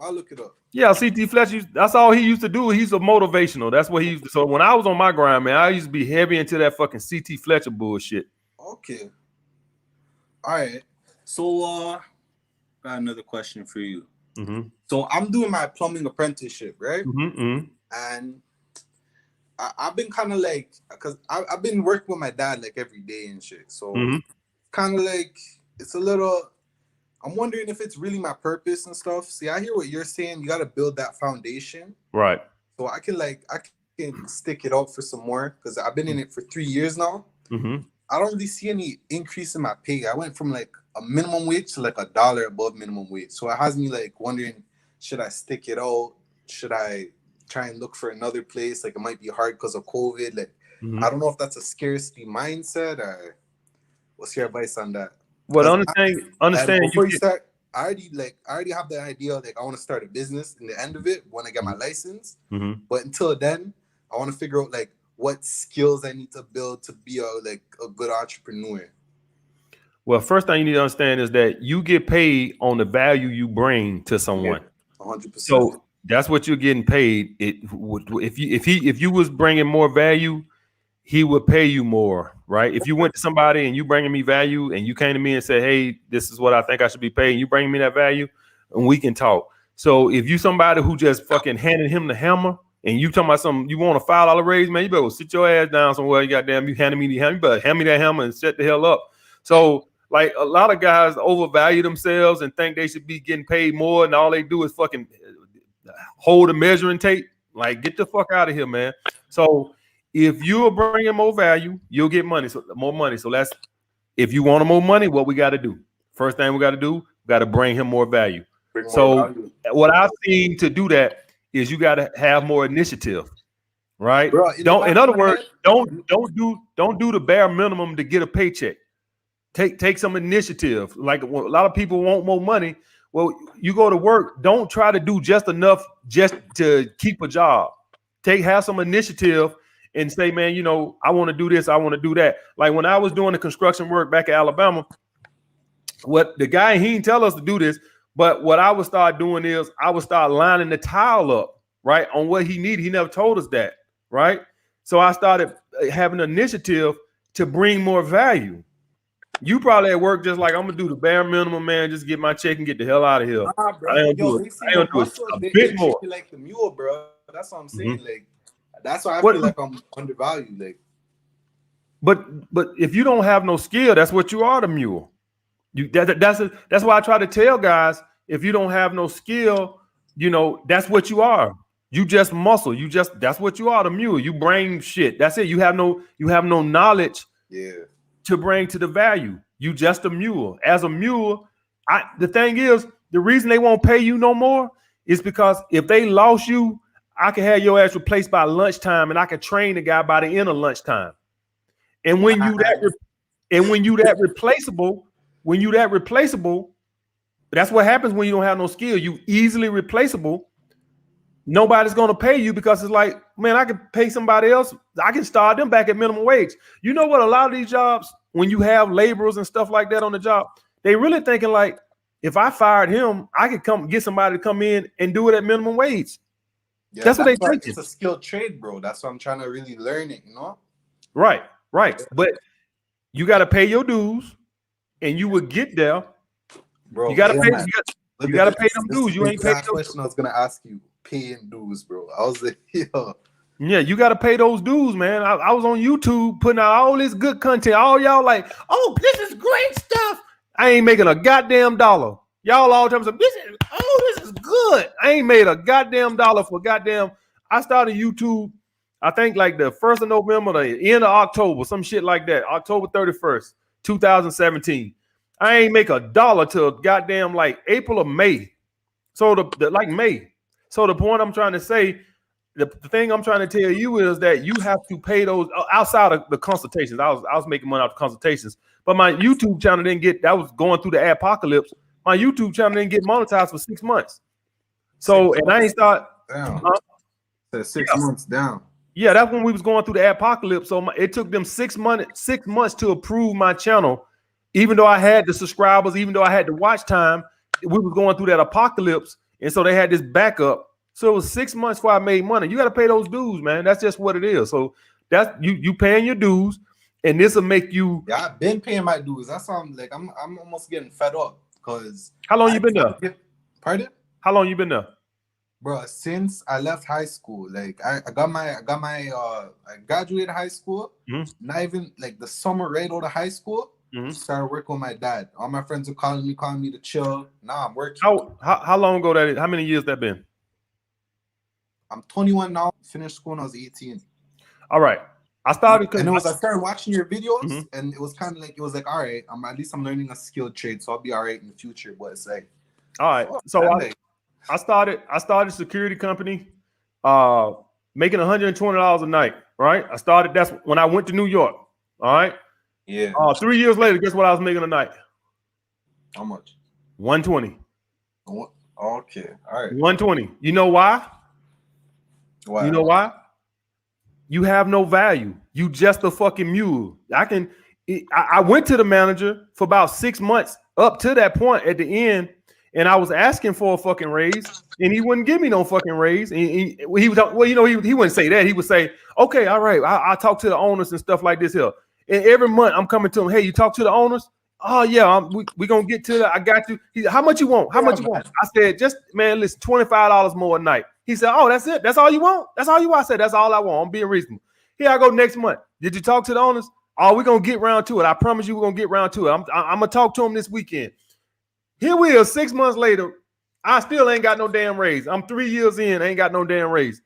He didn't have to give me no raise because you have no fucking value.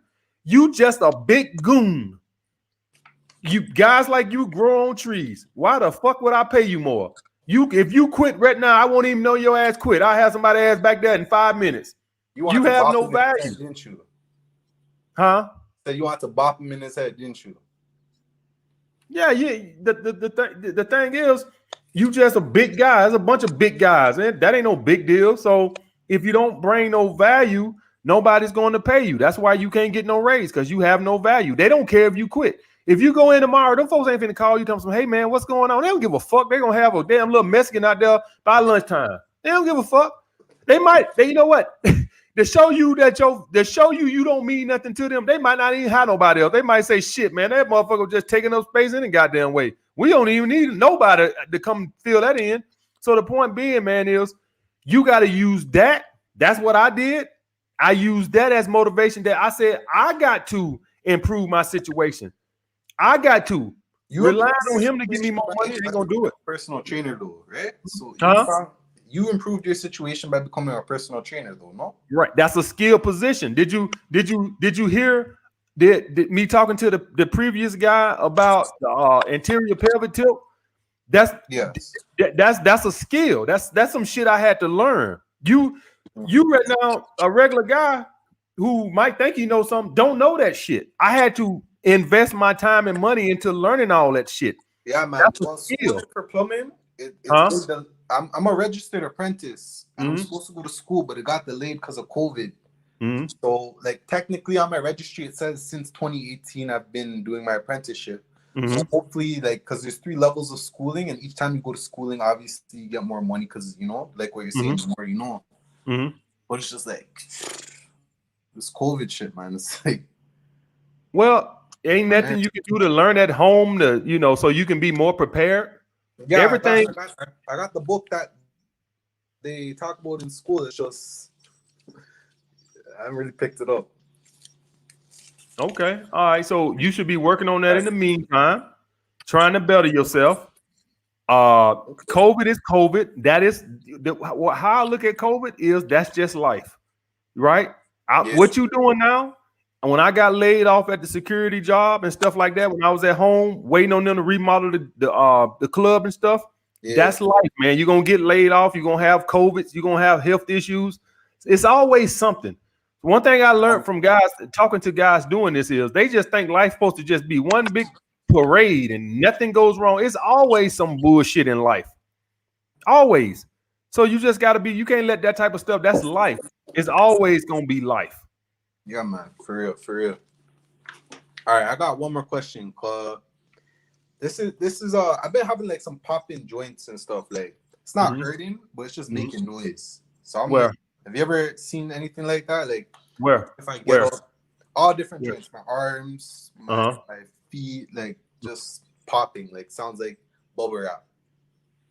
Well, that just sounds like it could be a muscle imbalance. But like if you're just talking about like I could just make muscles pop right now. Like if I'm just sitting here or stuff like that right there. Like that right there, like just normal popping. That's normal. That's anybody. I can if I just do my knee right there, certain parts of my body that'll pop like if I do my neck right there, I can feel it like popping and stuff like that right there. That's not no big issue unless you have some pain, but that's kind of like normal. What you'll start noticing is once you get some blood flow through it, you'll see it go away. So like if I'm sitting here like this for a little while and then no circulation, and then I start flexing my arm, it'll pop, and then as the circulation go through, it won't pop no more. Is that what you have? Like if you stationary for a minute, then you'll pop, and then after you do this for a minute, after it lube up a little bit, you don't hit a popping no more.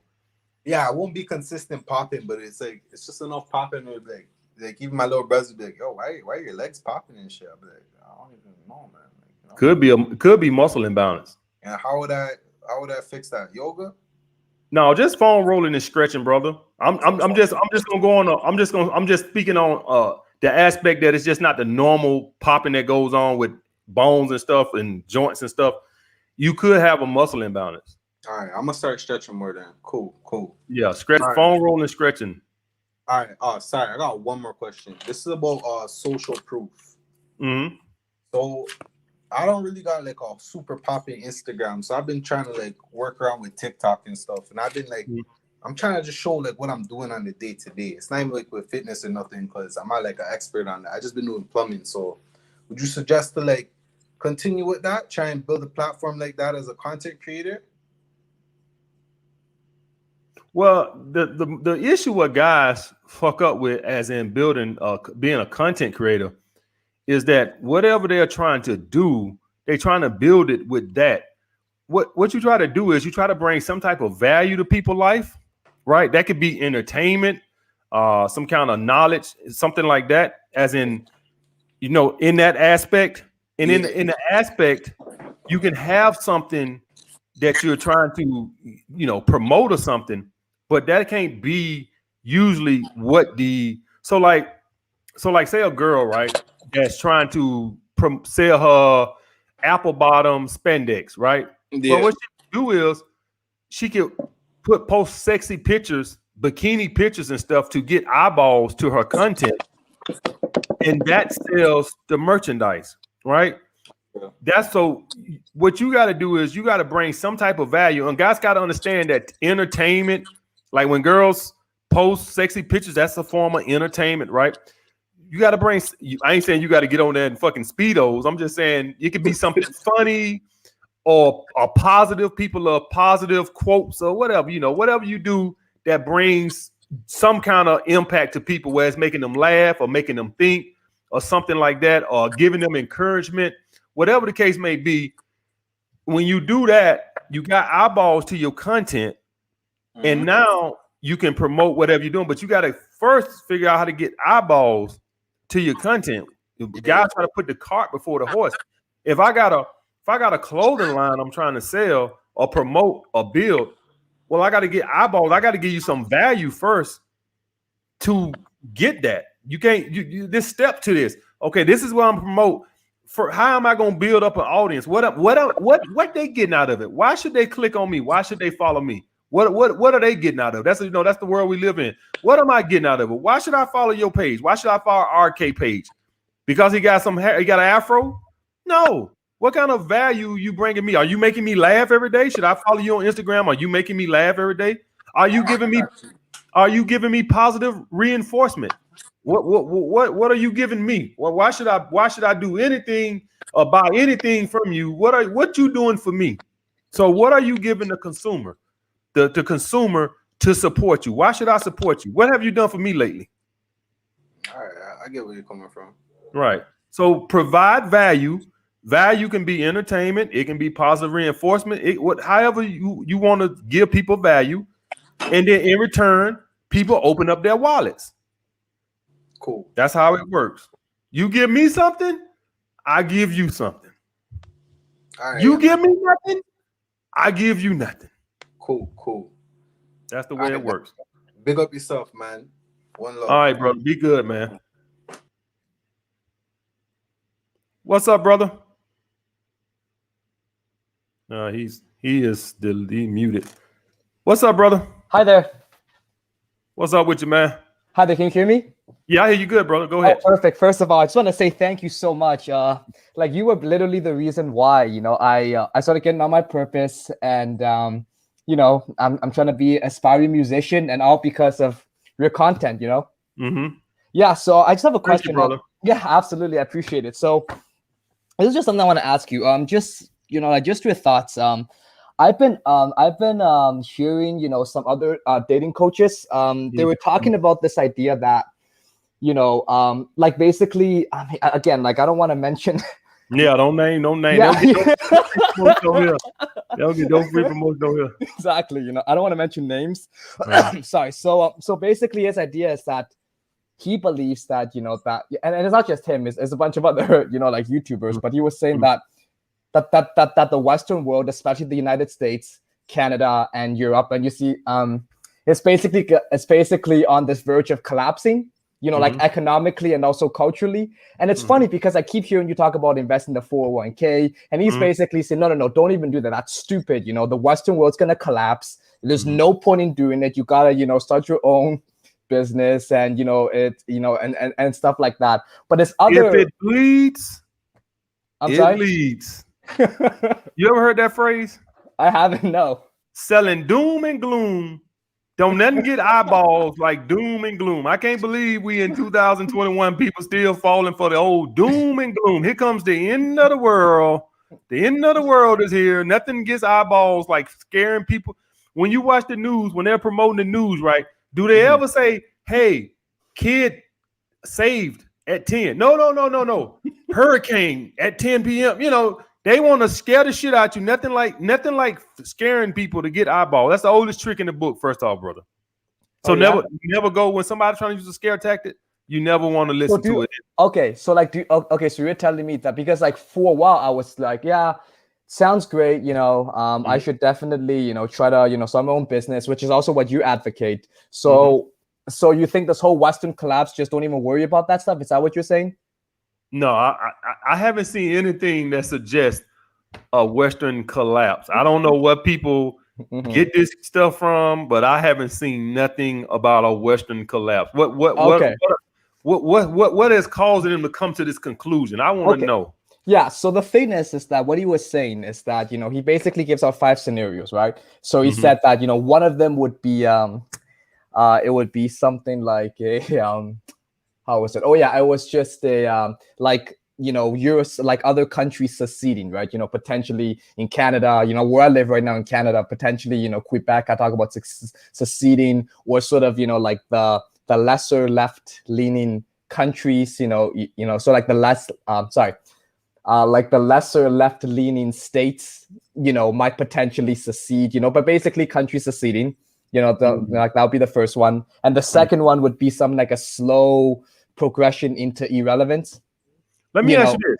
Sorry, if that happens, what is he recommending for you to do? Just leave, or start your business that he tries to promote. Leave where? Leave America?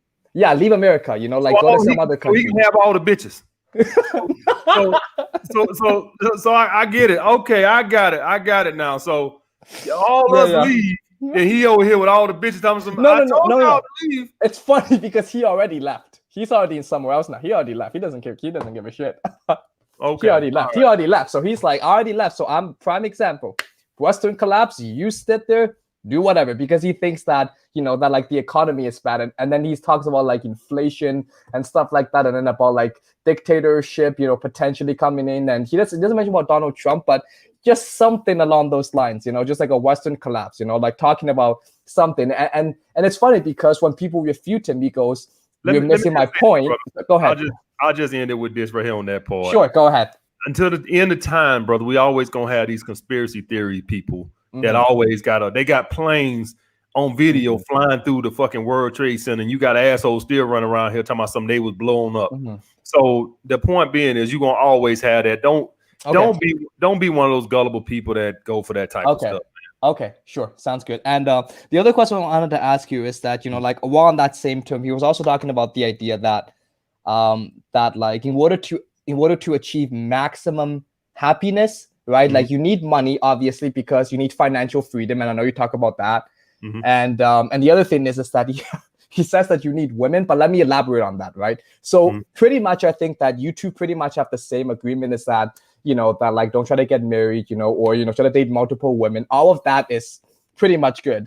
But he believes that, you know, in order to do that, you need, you know, like you need to have some sort of, you know, like female companionship, so that way you can achieve maximum happiness. Because I know you say the opposite, and you talk about, because right now I'm trying to do 90 days of no women, but he says that in the long term, if you want long-term maximum happiness, you absolutely have to, you know, eventually get women. But I remember that you were saying, no, you don't need women. So now I'm a little bit confused now. Could you just maybe clarify a little bit? Maybe I'm not missing the point here. I hope you understand what I'm saying. There's a difference between needing women and never needing women. Okay. I wholeheartedly believe at some point, okay, you're gonna have to have some kind of female companionship. Yeah, I don't think you got. I don't got to get. You don't got to get married for that. But right now, if God just removed all the women off earth, okay, he just removed all women. You know that. Now that's not a good example, because you could technically have sex with women without companionship. And if you notice one thing about me, I've always spoke on companionship. I love female companionship. So I would somewhat agree with that, but I don't think you got to get married or be in an exclusive relationship. Yeah. To get that. Right. So what he was saying, I think you can be in a polygamous relationship to have that companionship. But I love female companionship. Right. I would agree with that to a certain extent. What he's saying. But that's basically what he's saying. He's not saying that. He said he says don't get married instead, you know. But he said at the end of the day you need female companionship. But I remember but I remember you were talking with the roommates, and I was just listening to your podcast just a couple of hours ago. But you said, wait a sec, I don't need women. But then he's saying that you do need women for maximum happiness. That's where I just got a little bit confused on that point. You know what I'm saying? Yeah. So the thing is, what I recommend, guys, is you can go periods. You should be able to go periods, even a year, without female companionship, to focus on yourself, even a couple of years if you have to. Oh, really? Yeah. Yes. I wholeheartedly believe that like no females at all, you know, just like don't even talk to women, even for a few years? A couple of years. Really? I wouldn't go that far. I wouldn't go that far for say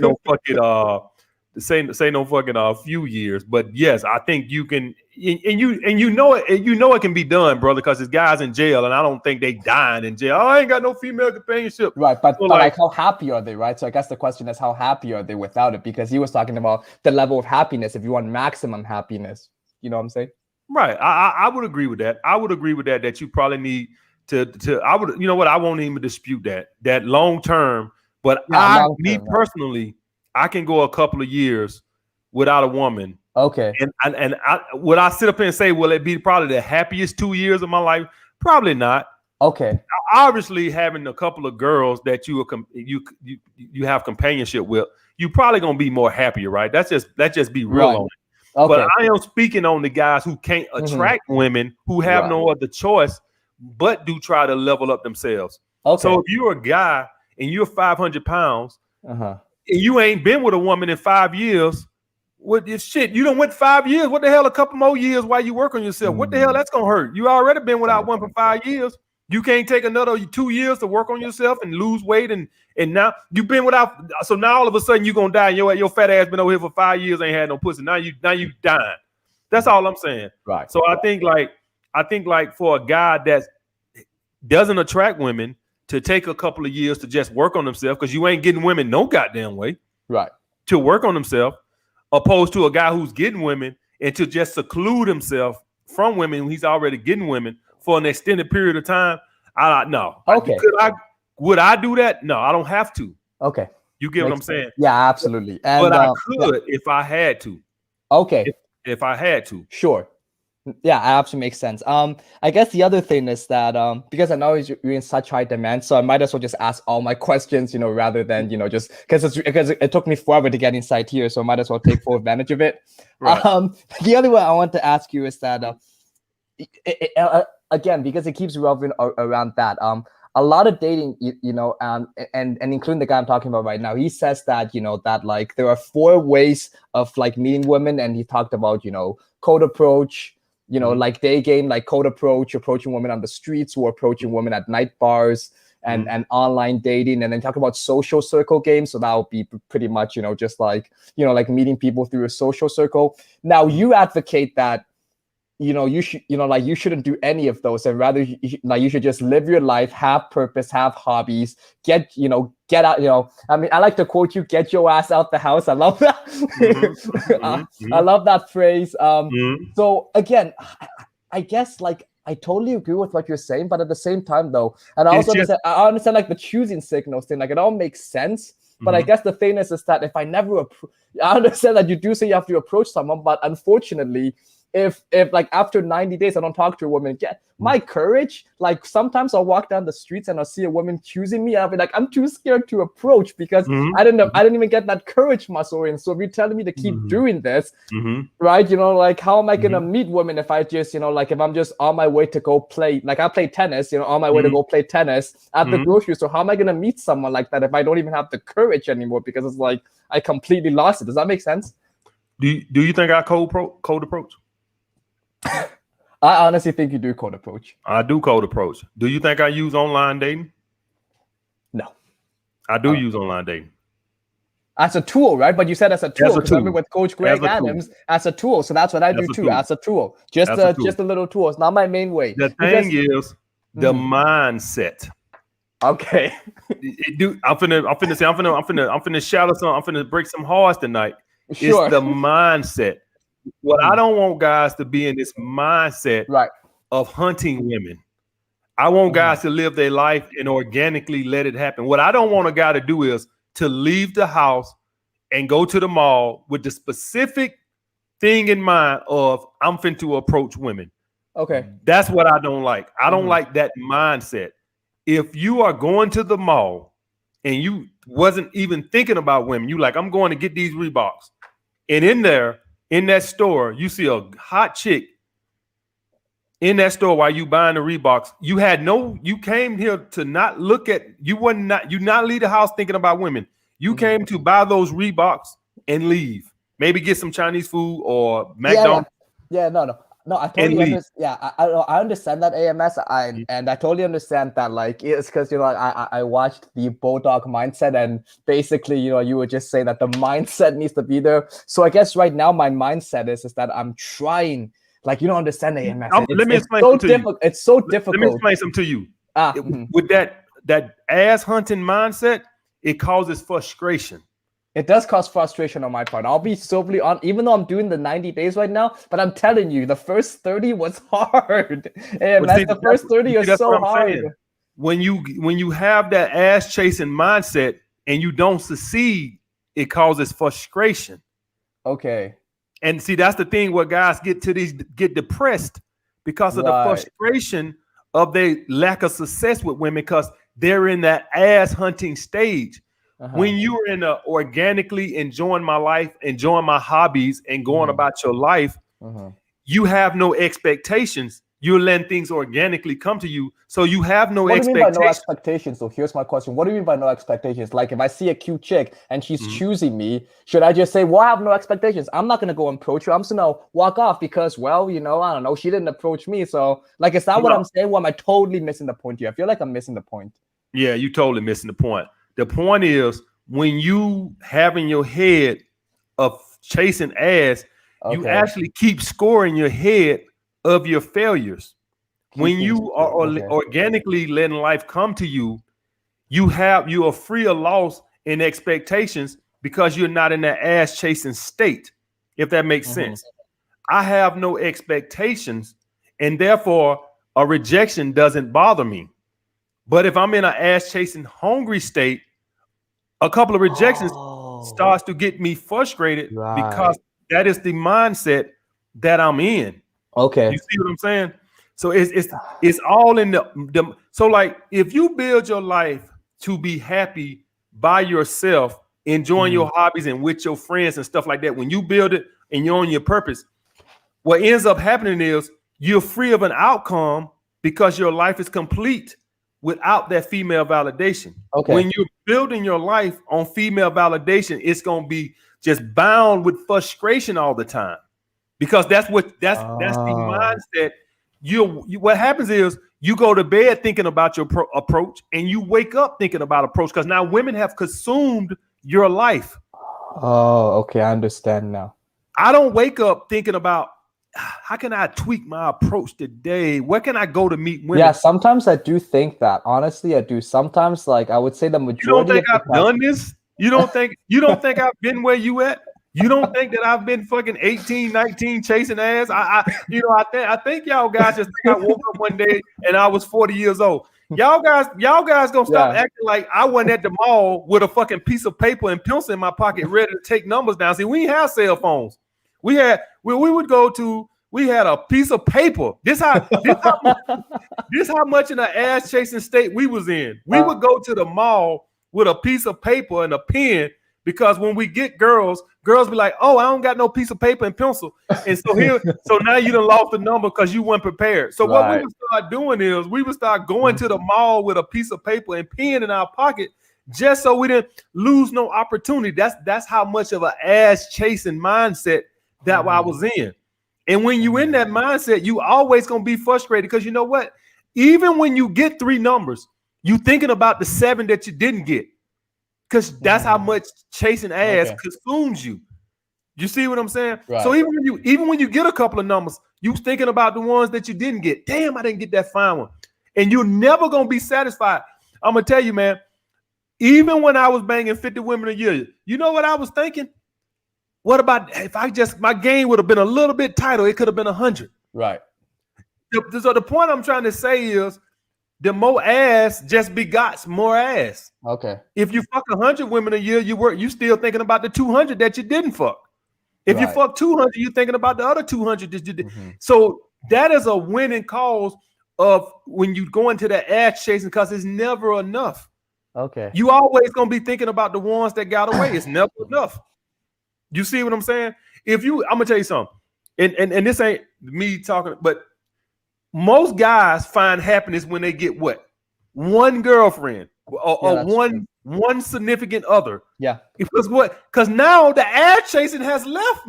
It was not the woman per se. Now I don't gotta chase ass no more. Thank you, Jesus. Because chasing ass is frustrating. It is really frustrating. It is. Like, no matter how many you sleep with. Yeah.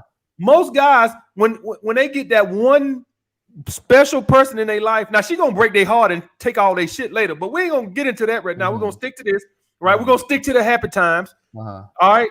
Now, before she break his heart, this is the happiest time in his life, because at this very moment, I don't have to chase ass anymore. That's why guys get so happy when they get a girlfriend, because chasing ass is not a winning formula. No, all my life, I used to sleep with all these women, and I was always the happiest in my past life before I became, red pill. Right. When I had one girl. Well, if chasing ass was so great, then why was I so much happier when I had one girl? Right. Because you just riddle me that, Batman. Yeah. Yeah. No, I totally see. Yeah. So go ahead. So the point I'm trying to say is that right there just goes to show you chasing ass is never a winning formula. Okay. You have guys out here banging 100 women a year, and then they meet that one special girl, and they the happiest they ever been. Well, why I thought chasing ass was fun. Yeah. It's not fun. So what these dating coaches want you to do, they want you buying their courses. They don't, and the thing is, all of them have girlfriends, all of them are married. They want you around here running your ass around here chasing ass every goddamn day. Yeah, that's true. I agree. And these dating coaches done already been through what you going through. They know chasing ass is a losing cause. Chasing ass is just like going to Vegas and gambling. Okay. You always lose in the end. Right. You're gonna be up some days, and then you have a couple of bad weeks, and then you're back down again. Your whole happiness is based off of how many women you attracted this specific day a week. Right. You want to live your life like that? But you do agree, though, that long-term happiness, you do need female companionship eventually, though, right? As long as you agree with that. Yes, I agree with that. I just don't think you need a commitment. Okay. a commitment to have that. That's all I'm saying. I don't think you have to have like I have companionship with my girls, but notice I said girls, plural, not girl, plural. I have companionship with my girls. They spend the night and everything. It's just plural, girls.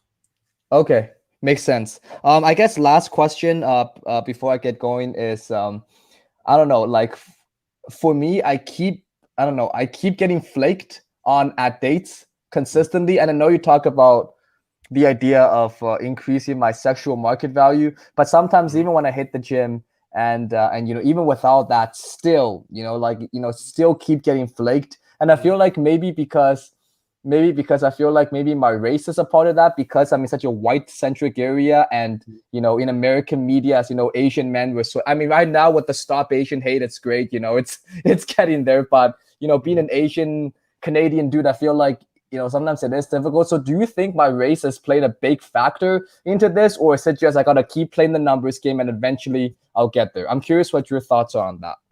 Well, you getting flaked because you out here chasing ass. I don't think that's the thing though, AMS. I don't think... No. I want you to listen to me. Sure. You ain't listening back, man. You gotta sit down. I'm trying to break some spiritual. Sure. I'm trying to see you on the surface level. You got to come deeper with me. You gotta follow me a little deeper. Okay. In this ass chasing race that you're in, when you're dealing with women, I don't care if you got a Ferrari. I don't care if you got a house in Beverly Hills, a mansion in Beverly Hills. When you're dealing with these women and you're out here chasing ass, you're going to get flaked. This is part of why men get so happy when they find a significant one. Because no matter how high your sexual market value is, women are like fucking children. Yeah. And they can't fucking help themselves. Right. Oh, my back hurt a little bit today. I don't really feel like going. I worked hard today. I didn't sleep well last night. I don't really feel like. This is women. They have no responsibility to their word. They set dates and they cancel them and they flake on whims. And guys gonna say, well, if she had high enough attraction, yeah, but it takes time to build that high enough attraction sometimes. And sometimes a girl can have high enough attraction and it still ain't high enough to where she just selfish and don't give a fuck. So like a woman could really like you and think you're really hot and she'll still cancel because she can. It had nothing to do with, oh, I wouldn't have enough high attraction. She canceled because you know what? I'll meet another hot guy tomorrow and I'll meet another hot guy next week. He's not the last fucking hot guy. So even if you're hot and you have high sexual market value, guess what? You're not the only hot guy. She's getting other hot guys are coming to her. You're not the last hot guy. You see girls all the time out in these celebrities on Instagram in DMs and stuff, A-list actors, fucking rappers and shit, and the girls are still outing them like, I'm not impressed. So at the end of the day, yes, a girl, it's a woman who just fucking was on fucking just outed some celebrities last week on a DM, showing a DM. She blocked out their name, showing she read. A celebrity though? You were really a celebrity? Not just one. It was a bunch of guys, celebrities with millions of followers. She blocked out their name though. She didn't expose their name, but she showed how many followers they had. Because you know when you send a DM, you can see how many followers. Right. And you can, and she showed the DM about guys thirsting over her in her DM, and that's the point I'm trying to say. And these are celebrities. She just blocked out their name, so we don't exactly know who the fuck it was. But the point I'm trying to say is this is what happens when you're chasing ass. Women have the option to flake or do whatever the fuck they want to, and so that's part of the frustration when you're chasing ass. And you can fucking get all that sexual market value you want to. You still gonna get flaked on, buddy. I'm telling you, if I could snap my fingers right now and you had a Rolls Royce and a Ferrari, you still would get flaked on. I promise you that. I don't give a fuck who you is. So if you think that, will that increasing your sexual market value decrease the flakes? Probably so. I won't deny that. But if you think it's gonna go away completely, you got another fucking thing coming. I promise you that. But it's interesting because I do find that, you know, with white women, they flake more, but with Asian women, they flake less. That's why I was thinking, could it be potentially a race thing? Did you take a poll on this, or are you doing some? I don't know, just personal experience. That's all. we call that anecdotal evidence. Anecdotal evidence. That's what we call that. We don't work on anecdotal evidence. Oh, you don't work on that? All right, never mind. We can't go off anecdotal. I can't take your word for it, Frankie Lee. We can't take your word for it. I can't take my word for it.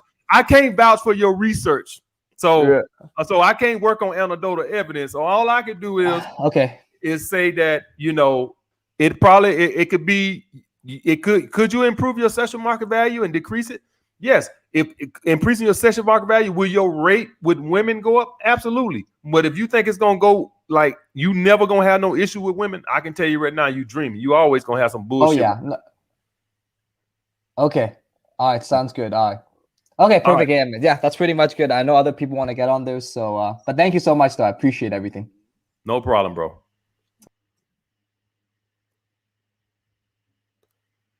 So for all you guys out there that think like, man, your problem's gonna go away, that shit, women are just women and they just annoying as fuck no matter what you do. What's up, brother? Yes, I made it. What's up? Firstly, thank you for everything. I'm gonna try and be as quick as I can. My first question, you always have your top three, and I think it's charisma, pre-selection, and status. Why is status always at the top for you? Well, status is pre-selection. And that's why, because of the pre-selection. Oh, okay, fair enough. Status is pre-selection. All right, my next one is about relationship. Understand that when I'm talking about a status, I'm talking about popularity and stuff like that. I'm taking this couple with sex appeal, because you can be popular and not have no sex appeal. That makes sense. So a guy with status and no sex appeal, it's not going to work. So in other words, Chris Farley probably is not gonna beat the guy who has hella. I'm being serious, because he has no sex appeal as far as I can tell. Right? He doesn't have any sex appeal. But Biggie did. Biggie was fat too, so it's not a look. Biggie has sex appeal. You see what I'm saying?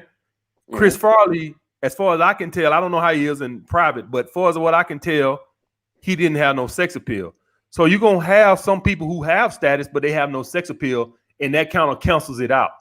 So you see what I'm saying? So we taking this on if you have the status with sex appeal, like see Brad Pitt or see Leonardo DiCaprio or The Rock, or, you know, somebody like that who has sex appeal. You and don't think that it's a weight or anything of being jacked like that. That's not it. It's going to be like a confidence, a swagger, a smoothness, you know what I'm saying?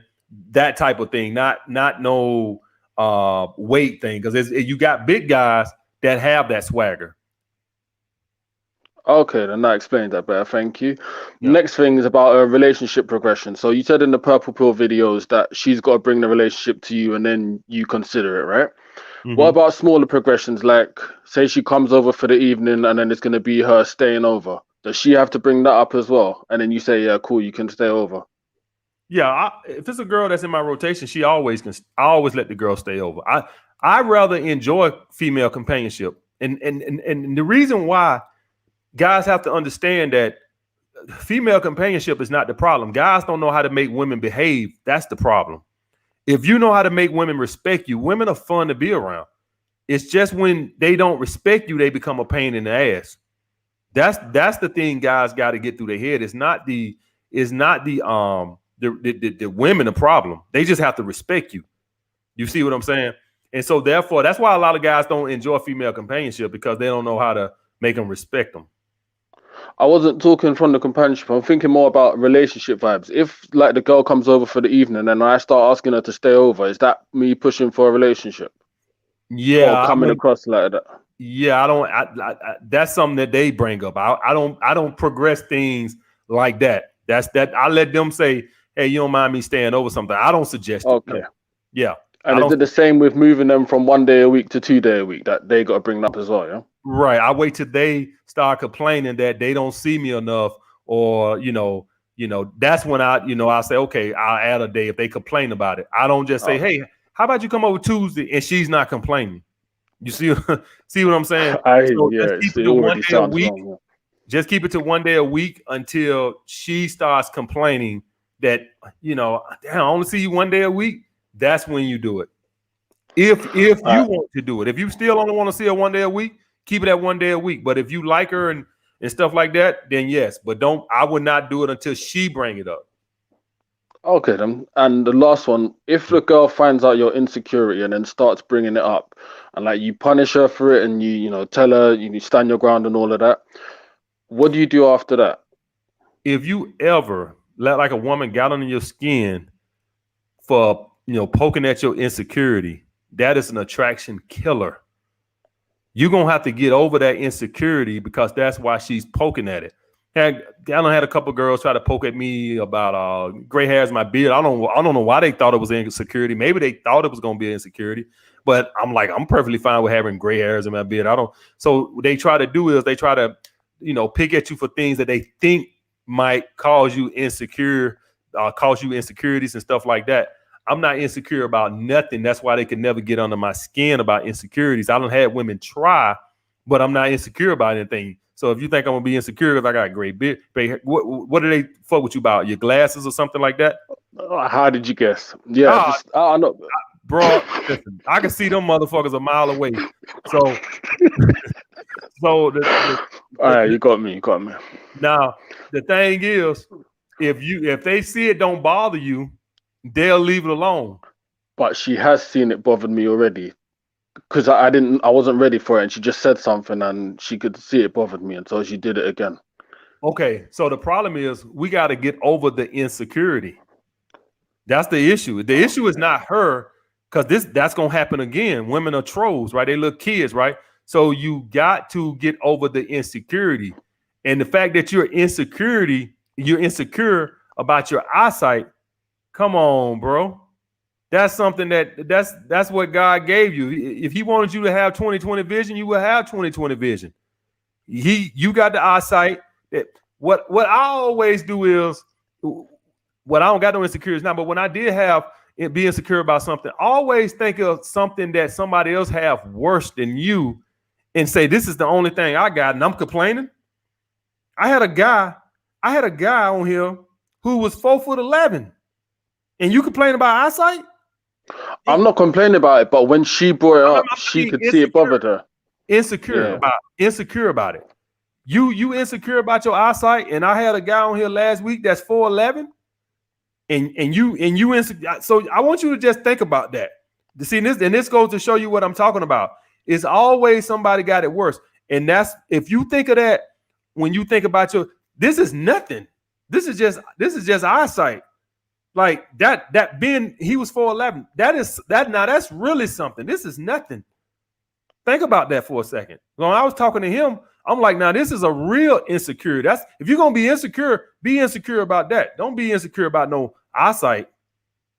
So you need to get over that. Anybody on here who's watching right now that's got an insecurity about anything, you just need to think that it's always somebody who got it worse than you, and you have what God meant for you to have. If he wanted you to be 6 foot tall, he would have made you 6 foot tall. If he wanted you to have Superman vision, you would have Superman vision. If he wanted me to have a head full of hair, I would have a head full of hair.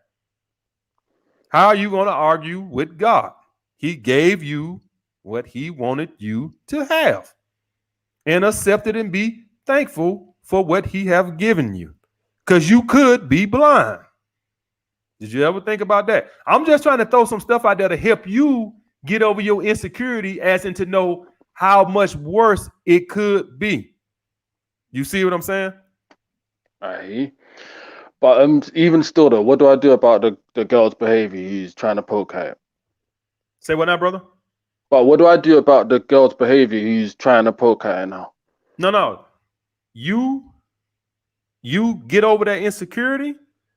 It stopped bothering you. Trolls only like to fuck with you when they figure it bothers you. Trolls, people who are trolling you, don't want to troll if it's not bothering you.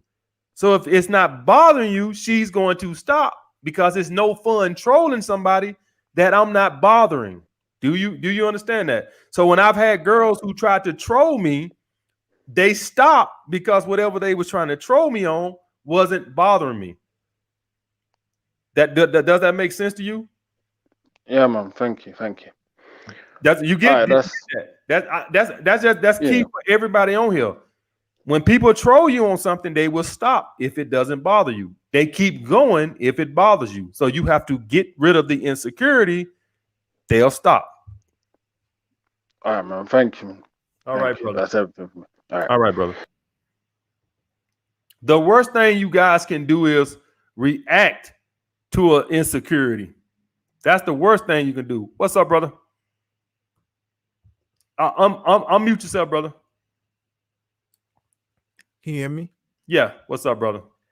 Yeah. I got a couple questions I wrote down. Okay. So, one issue that I've been having since I started following all this is I feel like I started to like develop almost a hatred for women. Like I get really not mad, but it's like I don't want to be bothered with them. You feel me? Right. And like, I mean, it's not from a place of like I don't get women, because like I do. A lot of them actually approach me more than I approach them. It's just I don't like them, not in a gay way or nothing, but just like you don't like their nature. Yeah, like I just don't like dealing with them. You feel me? Like they get on your nerves. Yeah. So I'm gonna tell you something about that right there. And that's why I try to tell guys is, and you speaking on, you want to date them or just friends or what? Well, dating them, I guess. You know what I right. mean? Like, the thing is, women are hell on wheels if they don't respect you. They have to respect you, and they have to respect your options. And if you can't get their respect, they are not fun to be around. They talk too fucking much. They always disrespectful. So that's why a lot of guys don't like, afraid of female companionship and stuff like that, because they don't understand that it all boils down to respect. So and this is the thing.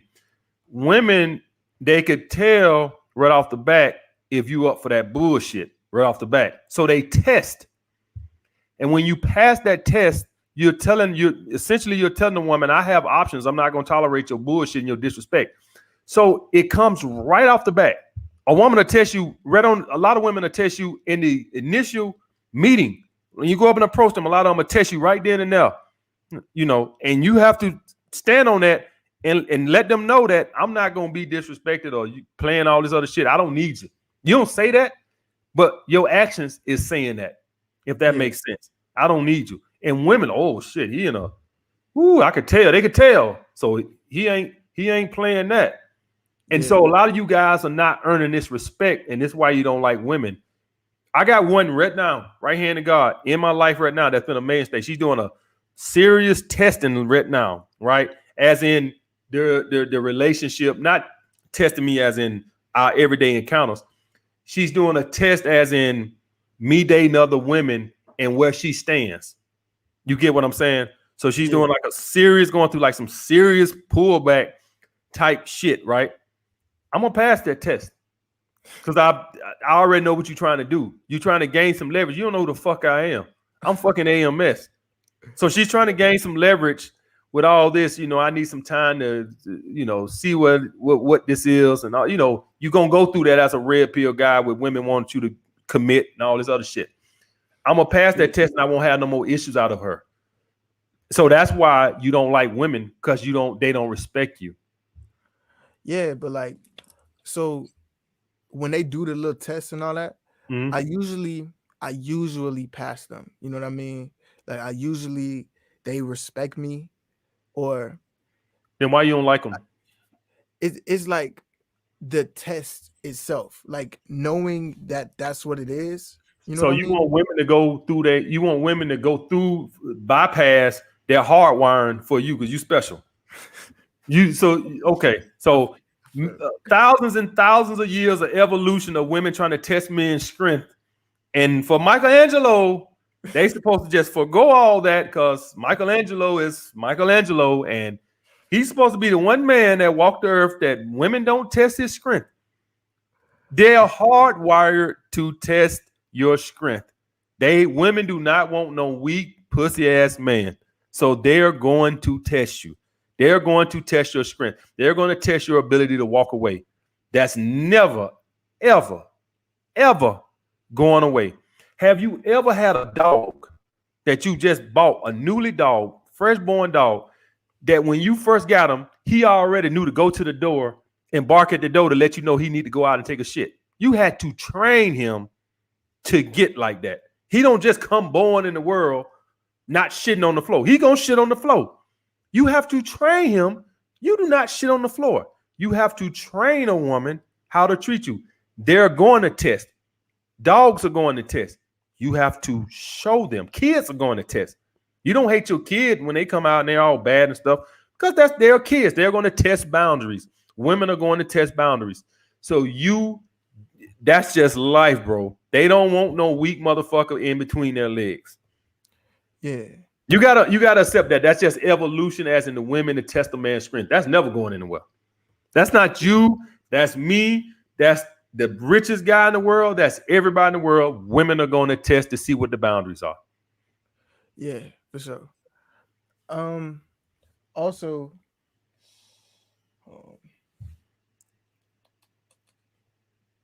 okay, so as far as like purpose and all that, I do music, modeling, acting, photography, graphic design, barbering, just a lot of different things, right?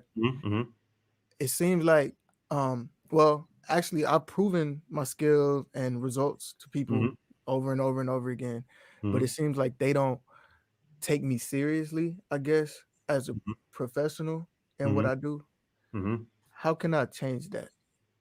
Like, I've talked to some branding coaches and stuff before about like my brand and all that, and they say that it's because I'm too obtainable, I guess. Like, if somebody reaches out to me, I respond, or you know what I mean? And they say like I need to be more distant from the audience and stuff like that. But you trying to get respect from who? Music executives or what?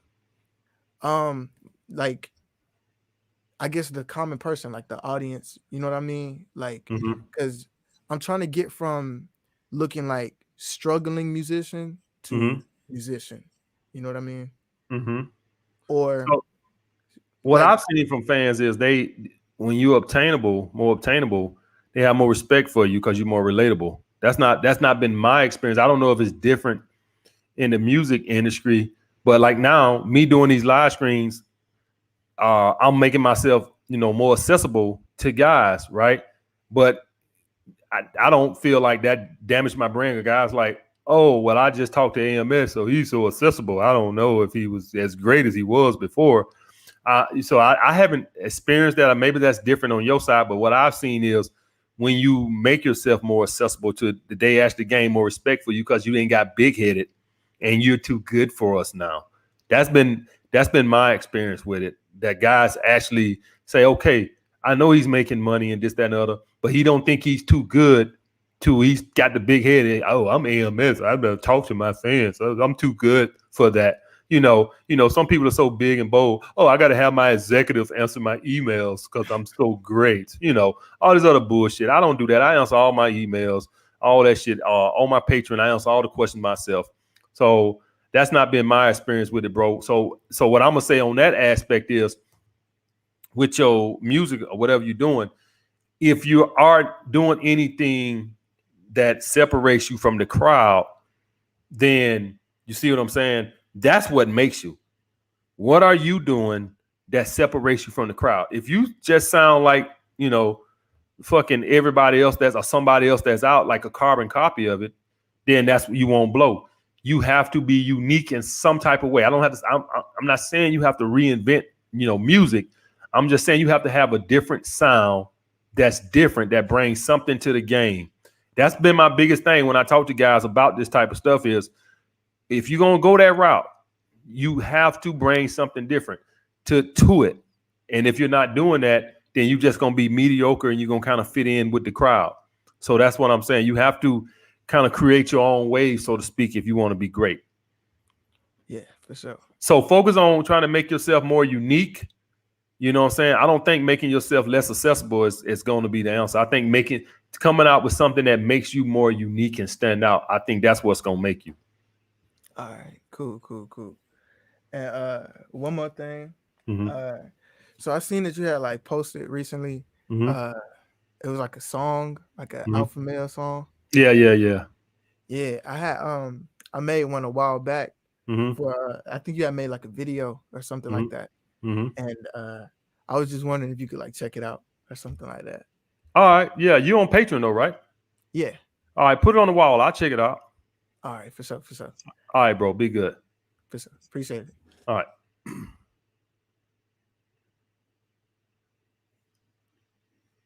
All right, let's see. What's up, brother? Hey, my name is Peter. I've watched your stuff for 2 years. It's really good. Okay. So I'm the guy that posted the purpose question, and I've had a drought for about a year. A drought? Yeah, lack of success with women. COVID related? No, not really. Okay. I live in New Hampshire, so southern New Hampshire around Boston. So we don't really have a lot of those issues and all that sort of thing. I work out every day for at least an hour. I do Brazilian jiu-jitsu, and I've done other martial arts. I'm a black belt.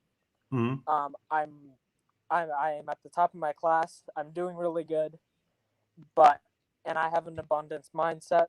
I've been working hard on that, the confidence. But for some reason, things just haven't been working out when it comes I should rephrase it. How do I keep persevering and keeping that abundance mindset when all around me, family things haven't been working out?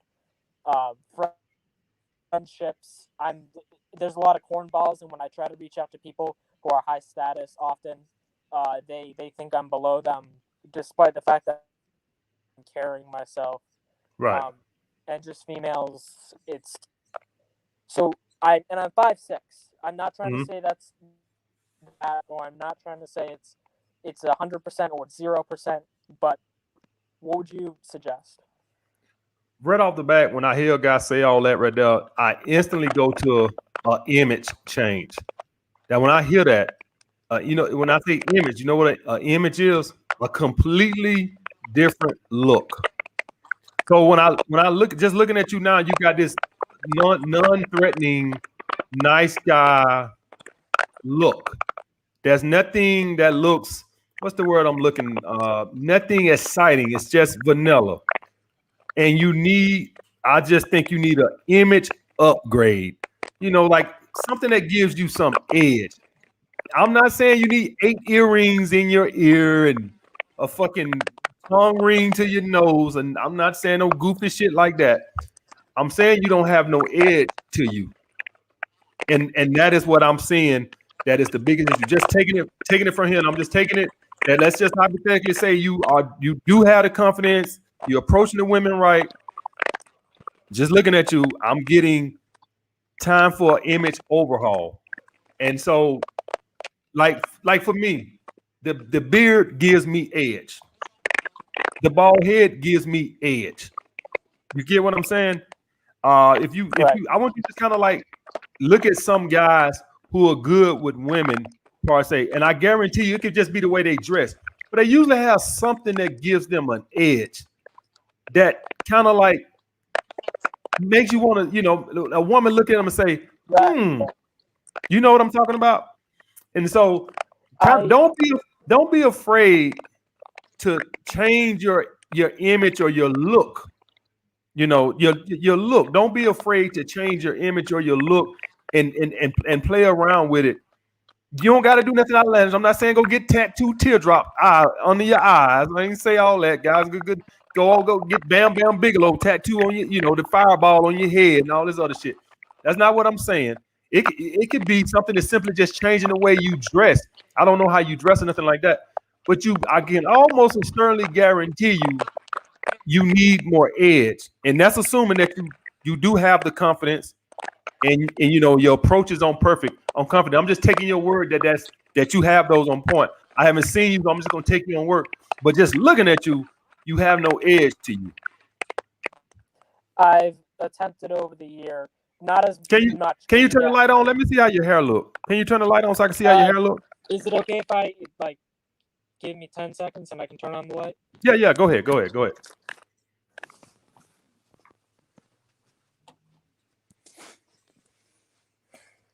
So yeah, man, you could kind of like just try different, different hairstyles. I don't really know what the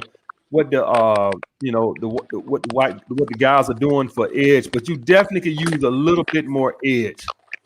Maybe you don't even change your face or nothing like that. Maybe you could do it with the way you dress or something like that. And it's not about dressing like hip hop or nothing like that. You could do it with a blazer and just a blazer and some fucking slacks and just give you some edge. Just something that just gives you an edge to your look. Because I'm not feeling that you have that. You made a really good video maybe about half a year back about just things that we can do to elevate ourselves that are just like basic stuff. And I got not massive, but like 2-inch elevator shoes. I wear leather up here. The lumberjack look is big, so I tried the leather jacket. Unfortunately, people say I look like a greaser, which is fine.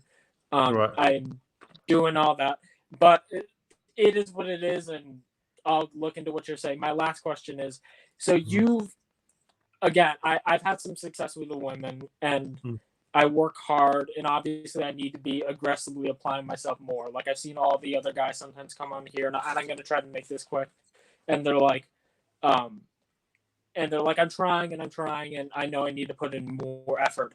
But do you think an alpha male can be a guy who he's working hard, but he has an honest drought, like for a year? I'm not sure how long this is going to last. I'm going into the Navy SEALs next year.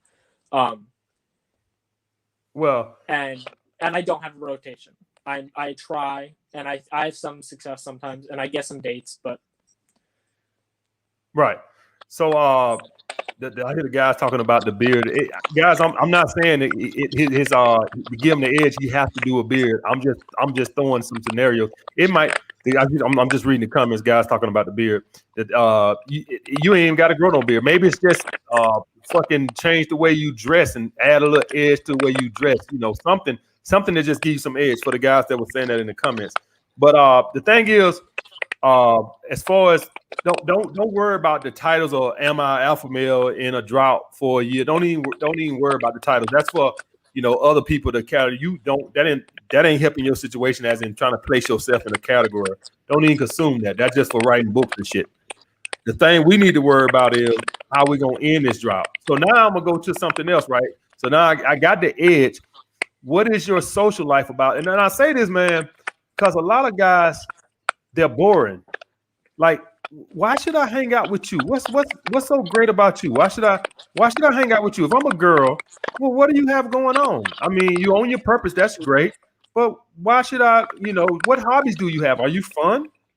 So I took a page out of your book, and actually in 2017, I began writing a book, and I've written 9 books, and I'm starting to work towards actually getting them published, and I'm selling them. I have the cover art for them, so I work on them. Boring. What'd you say? Boring. What else you got? Right.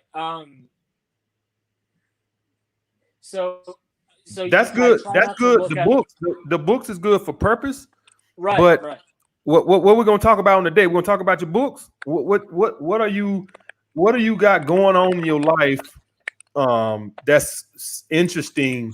What we're gonna talk about on your date? Your books. That's boring. I need to come join your party. You're a fun guy. I need to come join your party. What are you doing that I need to come join your specific party? And that's what I'm saying. Do you have the lifestyle? I'm not saying you got to party like a rock star, so don't think that I'm saying that. But are you interested? Are you adventurous? What do you have going on? Right. So I'm just gonna list a few things, and if you want to cut me off, do it. Okay. So I love driving places. I've driven down to like Connecticut and New York, and again from New Hampshire. That's a lot. Okay. I drive a lot. I do the Brazilian Jiu-Jitsu often. I intend to be in the Navy SEALs for 4 years, and I'm going to run for president in 2040. So make sure you vote for me. but here's my problem. I think I'm conservative and I'm Christian and I'm a purple pill guy. I seriously aggressively support what you're doing, but I don't have many things that I differentiate what I believe and what you believe. But I'm more in favor of a relationship type guy, and I'm Christian, not like crazy Christian. But I think that might, again, the vanilla-ness.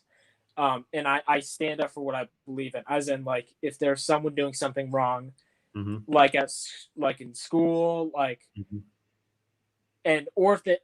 So here's my social problem I notice is that there'll be guys that I know, and they'll say that they're alpha males, or they'll just be jerks to other students in the class, to the professor, and I don't want to say I'm judgmental, but if I don't like someone, I'm not going to talk to someone. I'm not going to follow them.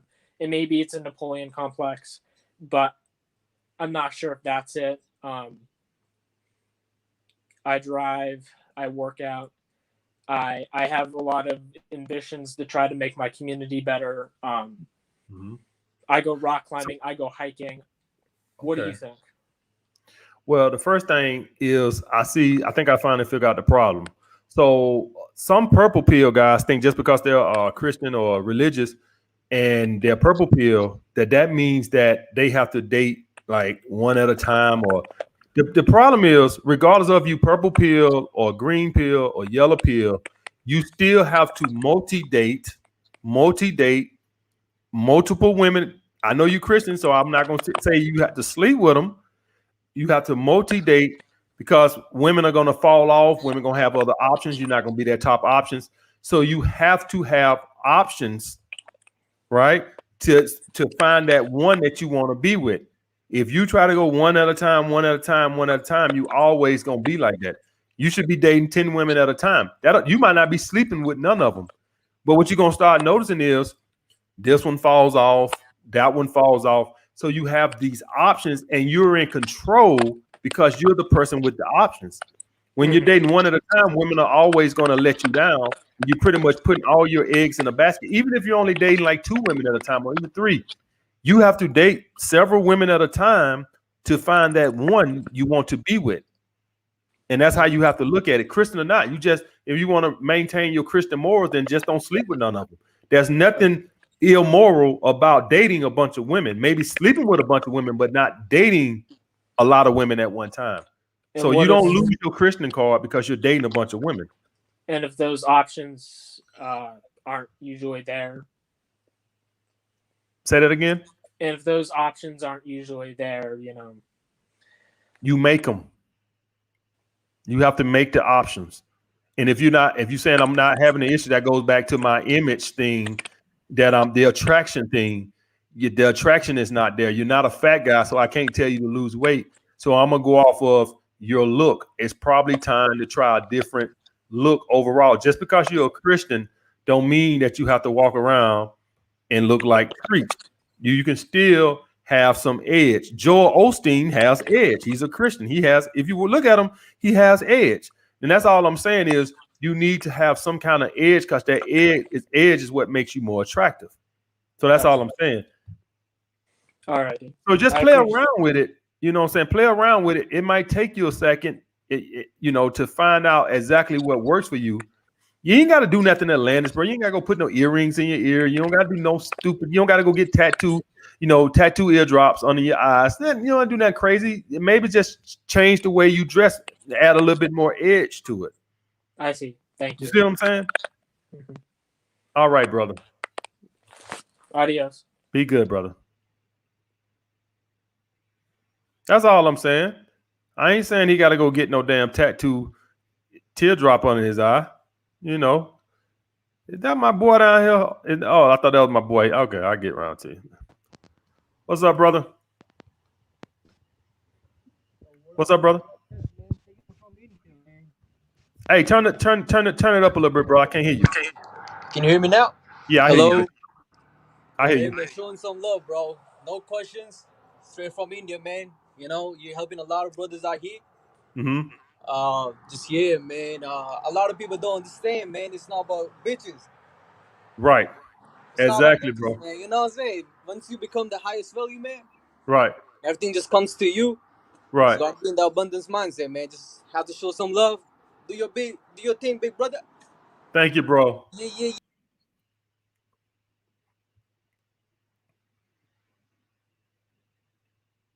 What's up, bro? Hey, turn your volume up, bro. Turn your volume up.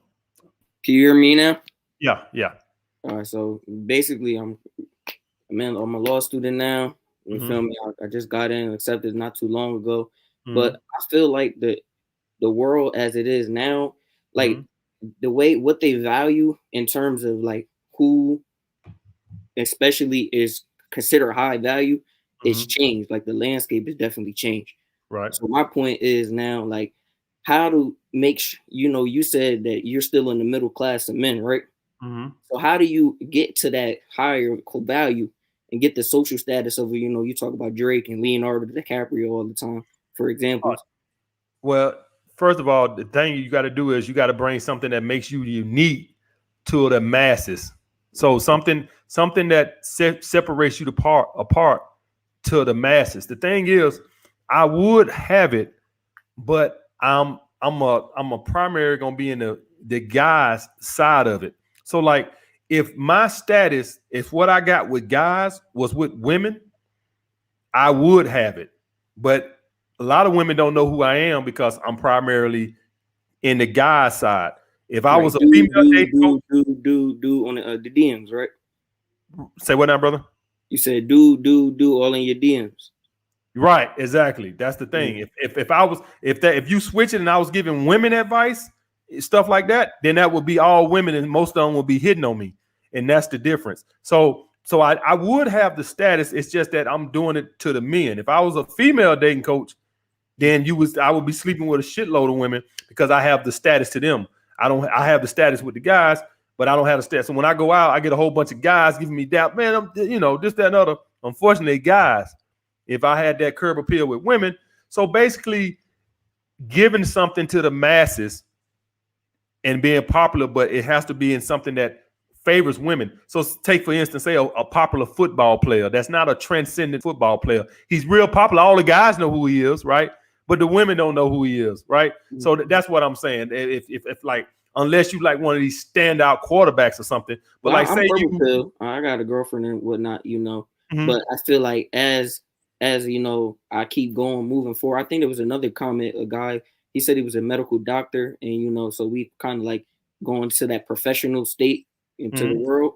I think he said that he wants to stay purple pill, but he got his confidence up to where that abundance mindset is happening. So does being a person that's going to transform into a higher value male make you a red pill, or can you stay purple pill? Because I want to stay loyal. You know what I'm saying? I don't really, because if you look at the landscape of women out here, it's trash. Like, you feel me? The thing is, you'll be purple pill, but you're gonna cheat. You're going to cheat because beautiful women are going. I want you to just go on Instagram and go through the people who make the homepage, the top page, and look at some of them women. Imagine if some of them hit you up in the DMs. You ain't gonna hold up. I'm sorry, you're not. I want some of them girls hit you up, talking, hey, you're gonna be like, hey. You see, so that's the temptation. It's easy to say that when you don't have that, but if you become in that high status, if you have those options, you're gonna have a hard time turning those down. The only reason you would turn them down is because you fear getting Me Too'd or some scandalous shit happening to you, right? That would probably be the only reason that you probably turned it down. Not that you want to turn it down, but with the things that going on now, a lot of the celebrities probably don't even like fucking with these girls. Some of these girls, just because they see what can happen. Look what's happening to Deshaun Watson and all this other shit. So you might have some celebrities who shy away from that type of shit just so they don't fucking end up with these lawsuits. But that would probably be the only reason why you did it, because you damn sure would want to do it. And you'll remain purple pill. You'll probably have a girlfriend. You probably have a wife, but you're going to cheat. I promise you're going to cheat. That's going to happen. You just don't even know how sexy some of them women you think are dimes on Instagram and shit, man, compared to some of the beautiful women all around this world and stuff, man, they are 8s at best. I am telling you, there's some beautiful women in this world that you don't even see. Yeah, I'm more of my dad. I'm living a traditional household, so my dad and mom been together 30 plus years. So it's like, yeah, Martin Luther King Jr. was in a traditional household too, and yeah, right. So right. John F. Kennedy was in a traditional household, and you see how that turned out. A girl through the tunnel. Right. Lastly, like I want to be an entertainment, a sports lawyer. So my goal, but I was thinking about like trying to build my platform on social media, but I have a hard time doing it because I never really was in high school was the real like vibrant type. I had a couple friends that stayed in my lane, stayed in my circle. I was on the basketball team, and I kind of like was on the basketball team, but I wasn't the guy. Can you hear me? AMS, you there? Sorry about that, bro. I don't know why I lost. Go ahead. Yeah, so I was the guy that was on the team, but I wasn't really the superstar or nothing like that. Right. As I transcended into college, I started finding my space in terms of the political spectrum and being on student activism. Like, that guy that's going to be very involved, but he's involved in his own way. But I wanted to know, how do I build that following? And I'm not really the entertainment type. Everybody's doing TikTok, all these very trendy things, and you got a big following because you give good information. But I wanted to know how to get to a Rich Paul, even though I know he loves LeBron. That's one thing. I want to be an agent. So how do I build that following without being a person that's not trying to sell trends or fads or trying to be real thorough in what I'm trying to bring to the table? Like, do I tell them I'm going to be an attorney or something like that? Do I tell them, how do I build that following without trying to sell somebody stuff or try to give them on gimmicks? Well, you got a lot of people on YouTube like Bandman Kivo and stuff like that give people encouragement. There's a bunch of guys like that. The thing is, what I tell guys is, if you want to build a following, you have to give people some kind of value, whether that's making them laugh, some kind of entertainment, or something positive encouragement, maybe some positive quotes. You just have to give people some kind of value to their lives to build that, whatever that is. And everybody you see on YouTube or whatever, they give people some type of value, whether it's making them laugh or something they can learn from, a positive reinforce something. So you have to ask yourself, what are you giving the people? Why should they follow you? And if you can't answer that question, then that's the problem, because nobody will follow you if you don't give me something. I'm not going to just follow you because you can wear a hat backwards. You have to give me some type of value. So that would be, what are you going to base your content around to get this following? You see what I'm saying? Yeah. So that's something you're going to have to ponder. I don't know what that is, but that's the question. And when you can answer that, that's when you're going to build a following. If you can't give me no value, then I have no reason to follow you. And last question, now I'm gonna hold everybody up. So I have the ability to get student loans. Like I got money to pay for my student my education, but I also have the ability to take out private loans. So the federal loans pay for all my costs, but I got the ability to take out private loans. So my plan was to use what I can take out in private loans because it doesn't accrue interest over time, but it does accrue interest until I graduate, which is another 4 years because I just finished undergrad. Should I use? I was going to think about taking that $100,000 or whatever money out from the student loan and using that money to invest, and then whatever I make after my job, or if the investment pays dividends and returns, to pay the interest, pay the money back using what I made. I was going to get into real estate off the student loans. Well, do you think that's a good idea, or do you think? Because I know what do they give you the loans for? So so there's federal loans and there's private loans. So what happens is we use the federal loans, it pays for just the tuition. If I take out private loans, all that money comes back in a refund check. So I can so if I take out 100,000, they'll give it right back. They'll give you $100,000 for what? For it's money. It's just money because they say it's for. They give it to you for something. Like you just can't come to me and just say a bank and say, I want 100,000. They say, shit, here you go. No, it's you have to tell them I want this for what. So they say it's for like necessities out of for. So a lot of people like that take out apartments, get apartments for wherever they're going to school at. So what they do is they take out extra money. So if their expenses is like 40,000, so they'll take out a loan for 70,000, right? So that 30,000 comes back for a refund check, and they say they're using it. But the private loans don't ask questions, only the federal loans. I got what you said. I got what you're saying now. Money, and you don't need the necessities. Your necessities are taken care of. Yeah, it's taken care of because I pretty much live at home, and then if I live on campus, it's paid for by federal loans.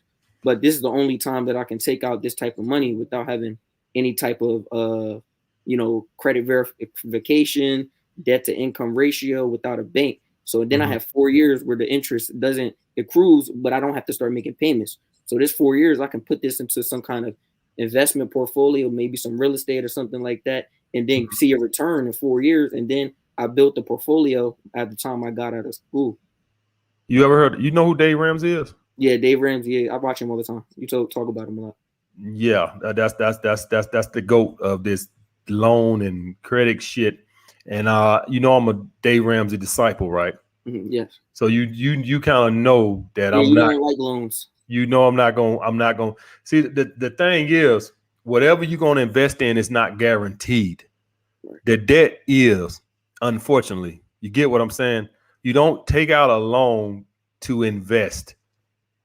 Just think about that. So let me put it to you this way, right? This is the way Dave Ramsey always breaks it down to the people that follow him. So and this will make more sense to you, right? So I've seen him use this example.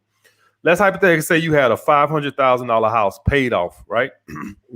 Would you take $100,000 loan on that house to invest in the stock market off a paid off house? No, you would just leverage the value of the house. I wouldn't do shit. I got a paid off fucking house. If it's me, I know one thing for sure. I got a paid off fucking house. I ain't doing no matter what happened. I know I got shelter for the rest of my goddamn life, long as this house hold up, and I got insurance on that. So if something happened to this, I'm getting another house. So for the rest of my life, I never got to worry about shelter. Could I leverage the house or whatever as some small mortgage or payment or take out a second loan, whatever the fuck it is, and put that in the stock market and maybe get 12%? Absolutely. Am I going to risk that? And I got a paid off house and I ain't never got to worry about where I'm going to sleep again so I can score extra points on interest? Fuck no. And so that's the thing, brother, is you don't gamble with a loan that you're going to definitely owe for something that's not guaranteed. Now, if somebody going to put their name to something and say, I guarantee you, money back guarantee, that if you don't get your investment out, that you're going to be paid this, then do it. But nobody's going to do that for no investment. Nobody's going to guarantee you get into real estate. Did you heard about like tax sales and like auctions and stuff like that? Yeah, I know about all that. Yeah. Right. So they like, unless it's like if you go to the auction and you put your money in, and unless they don't bid the interest down to the point where it's at zero and goes to a premium bid, you can get up to 10% return. So if you get up to 10% return, all right, and this the problem. You do that. I go to the auction. I get the house. The next day, something happens with the economy and fucking the housing market crash and COVID happens or some bullshit happens. See, that's a risk. It's always a risk. No matter how safe you think it is, there's always a risk. And so you go and do that at the stock market. And then 2 days later, something happens. Israel shoots a missile in fucking Pakistan, and here we got this bullshit, and the housing market crashes because we got instability around the world. And your great plan that you got, that you thought was so great, now it's fucking World War III or some bullshit that broke out in the Middle East, and we involved, and now the housing market. See, that's what I'm saying. It's all so. Will that probably happen? Probably not. But the thing, what I'm saying is, it could happen, and that's the issue with why you don't take out loans in the hopes of leveraging debt or whatever. That's why we don't do that, because you trying to, if everything works out perfect, you look like a genius. If it don't, you got this $100,000 in debt and your great plan didn't work out. Yeah, I'm gonna leave it at this. In your alpha money strategies, right? You critique the guy Kiyosaki, and he was saying that, that you got to take risks. And the only way I see myself ever being able to invest is, you know, going into the rat race after I graduate, and then staying myself in there for 5 to 10 years, and with no guaranteed pension, with no benefits, no insurance, no nothing like that. So you suggest just saving, just trying to just stay in there for a while and plot your escape, or you just say, with me, brother, I'm gonna take smart, calculated risk. I'm just not gonna throw caution to the wind and do goofy shit. I'm gonna take smart, calculated risk. So in other words, like when I started doing this and that shit, I didn't stop doing this. I didn't stop personal training until 2019. Understand, I started my channel in 2017. I think I stopped training my last client like April 2019. I think when I quit training, by the time I quit personal training, I had like over 5,000 patrons, or read at 5,000 patrons when I quit. So the thing is, I make calculated, smart risk. So I want you to take risks, but make sure they're smart. And the reason that was still a risk, because something happen to YouTube the next day or something or whatever, terms of service change, and motherfucker, we ain't paying y'all shit no more. Anything. So it's still a risk, but it was smart. I wasn't gonna just quit training as soon as I started making some views on YouTube. Hell fucking no. I'm not gonna do that. You can do that, but then understand that you building a lifestyle of instability, and this is how you fall flat on your face. The reason I done fell flat on my face enough times not to do that. Just those balls, just cautious. I'm taking a risk. You take them. I'm gonna take smart, calculated risks, and if that means me working a little bit more until I feel comfortable in this, that's what I'm gonna do. So what if the question you asking me about taking risks, when guys say taking risks, what I hear is I don't want to work that hard, so I want to take a risk. Because what I recommend is you got to do your 9 to 5 and build what you're trying to build on the side. Guys don't want to do that. They want to quit their 9 to 5 and just throw caution to the wind and work on their purpose 24/7 and put all their eggs in one basket. And I don't recommend that. But you life, that's just a life. Do that because I'm gonna be an agent and I love basketball. So you feel me? I think I can stay in it a little longer because it's kind of my passion. It's probably gonna be my job. So if I get the ability to interact with the players because I love the game, I think I would do that. And lastly, because I know somebody else weigh, do you think that you can? Do you believe in like the LeBron James and the people that had girls from the beginning?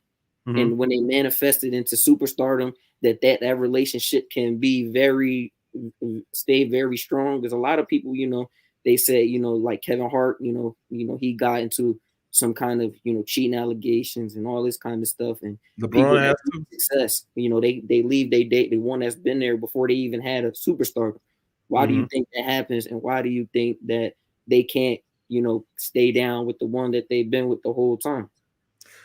The thing is, but LeBron had a high sexual market value ever since high school. LeBron James been on the cover of Sports Illustrated in fucking 9th or 10th grade. So he didn't always had a high sexual market value. And in my opinion, I can't speak for anybody else.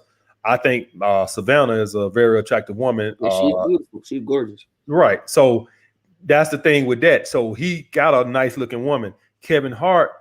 Now the thing is with his old wife. To me, she looks a lot better today than she did when he left her. So like she done improved herself than what she looked so like today she looks a lot better than what she did when he left her. But at that point, he had increased his sexual market value and he could attract hotter. Savannah was already hot in my opinion, because LeBron James had a high sexual market value in high school. Kevin Hart didn't. And so he had a woman that was not up to his level of celebrity, and so he upgraded her. Let's hypothetically say LeBron James had met when he was in high school, he was really a nobody, and he had married him a 7, right? A 6 or a 7, right? He probably more than likely would have probably upgraded her in the NBA. You saw that with Dwayne Wade. And so what happens is a lot of these guys they wasn't the man like that when they had their ex-wives. Like Dwayne Wade was with his girl in high school. He wasn't Dwayne Wade. And then once he got to the NBA, he became Dwayne Wade. And all of a sudden, he upgraded his girl. Same with The Rock. So guys who have girls from the beginning that are pretty hot, and in my opinion, like I said with Savannah, I found her attractive. I know some people may not. I found her attractive. Then LeBron James is going to be, huh? So they looking at they blind, and if they say Savannah James don't look good, right? So if a guy married a woman when he wasn't who he is now, and he upgrades, he is going to if he raises sexual market value. More than likely, even if he doesn't have a prenup, he's probably going to bite the bullet and upgrade the woman. Even if he doesn't have a prenup, he just gonna pay. Most guys are gonna just pay it out and move on with their life, and that's what you saw with Dwayne Wade, and that's what you saw with Kevin Hart. They just took their loss and said, "I'm gonna get me a hotter woman," and that's it. And so that just happens, brother. Women do it, men do it too. If you right now, you really are not a celebrity, so you might say right now you might meet a woman that's a 7. That's good enough for you now. That's with your sexual market value. You might say this is pretty good. 5 years from now, you worth the fucking $50 million and you famous and you got other women, hotter women throwing themselves at you. You probably are going to upgrade the woman. That's just the way life works. You know. So well, thank you for all your help, man. Appreciate it. You definitely should start a fraternity because I just met a doctor in the group chat and he just emailed me and whatnot. So you got this big connection. You should start charging people for this type of networking. You definitely got like a LinkedIn going on in here. All right, bro. I don't do that, man. I make enough, man. Appreciate you, man. Be good, brother. All right, guys. I've been on here for 3 hours, man. I'll be back next Monday. Same time, same place. Y'all make sure y'all hit that like button on the way out of here, man. Get them likes up before y'all get out of here. I'll see y'all next Monday.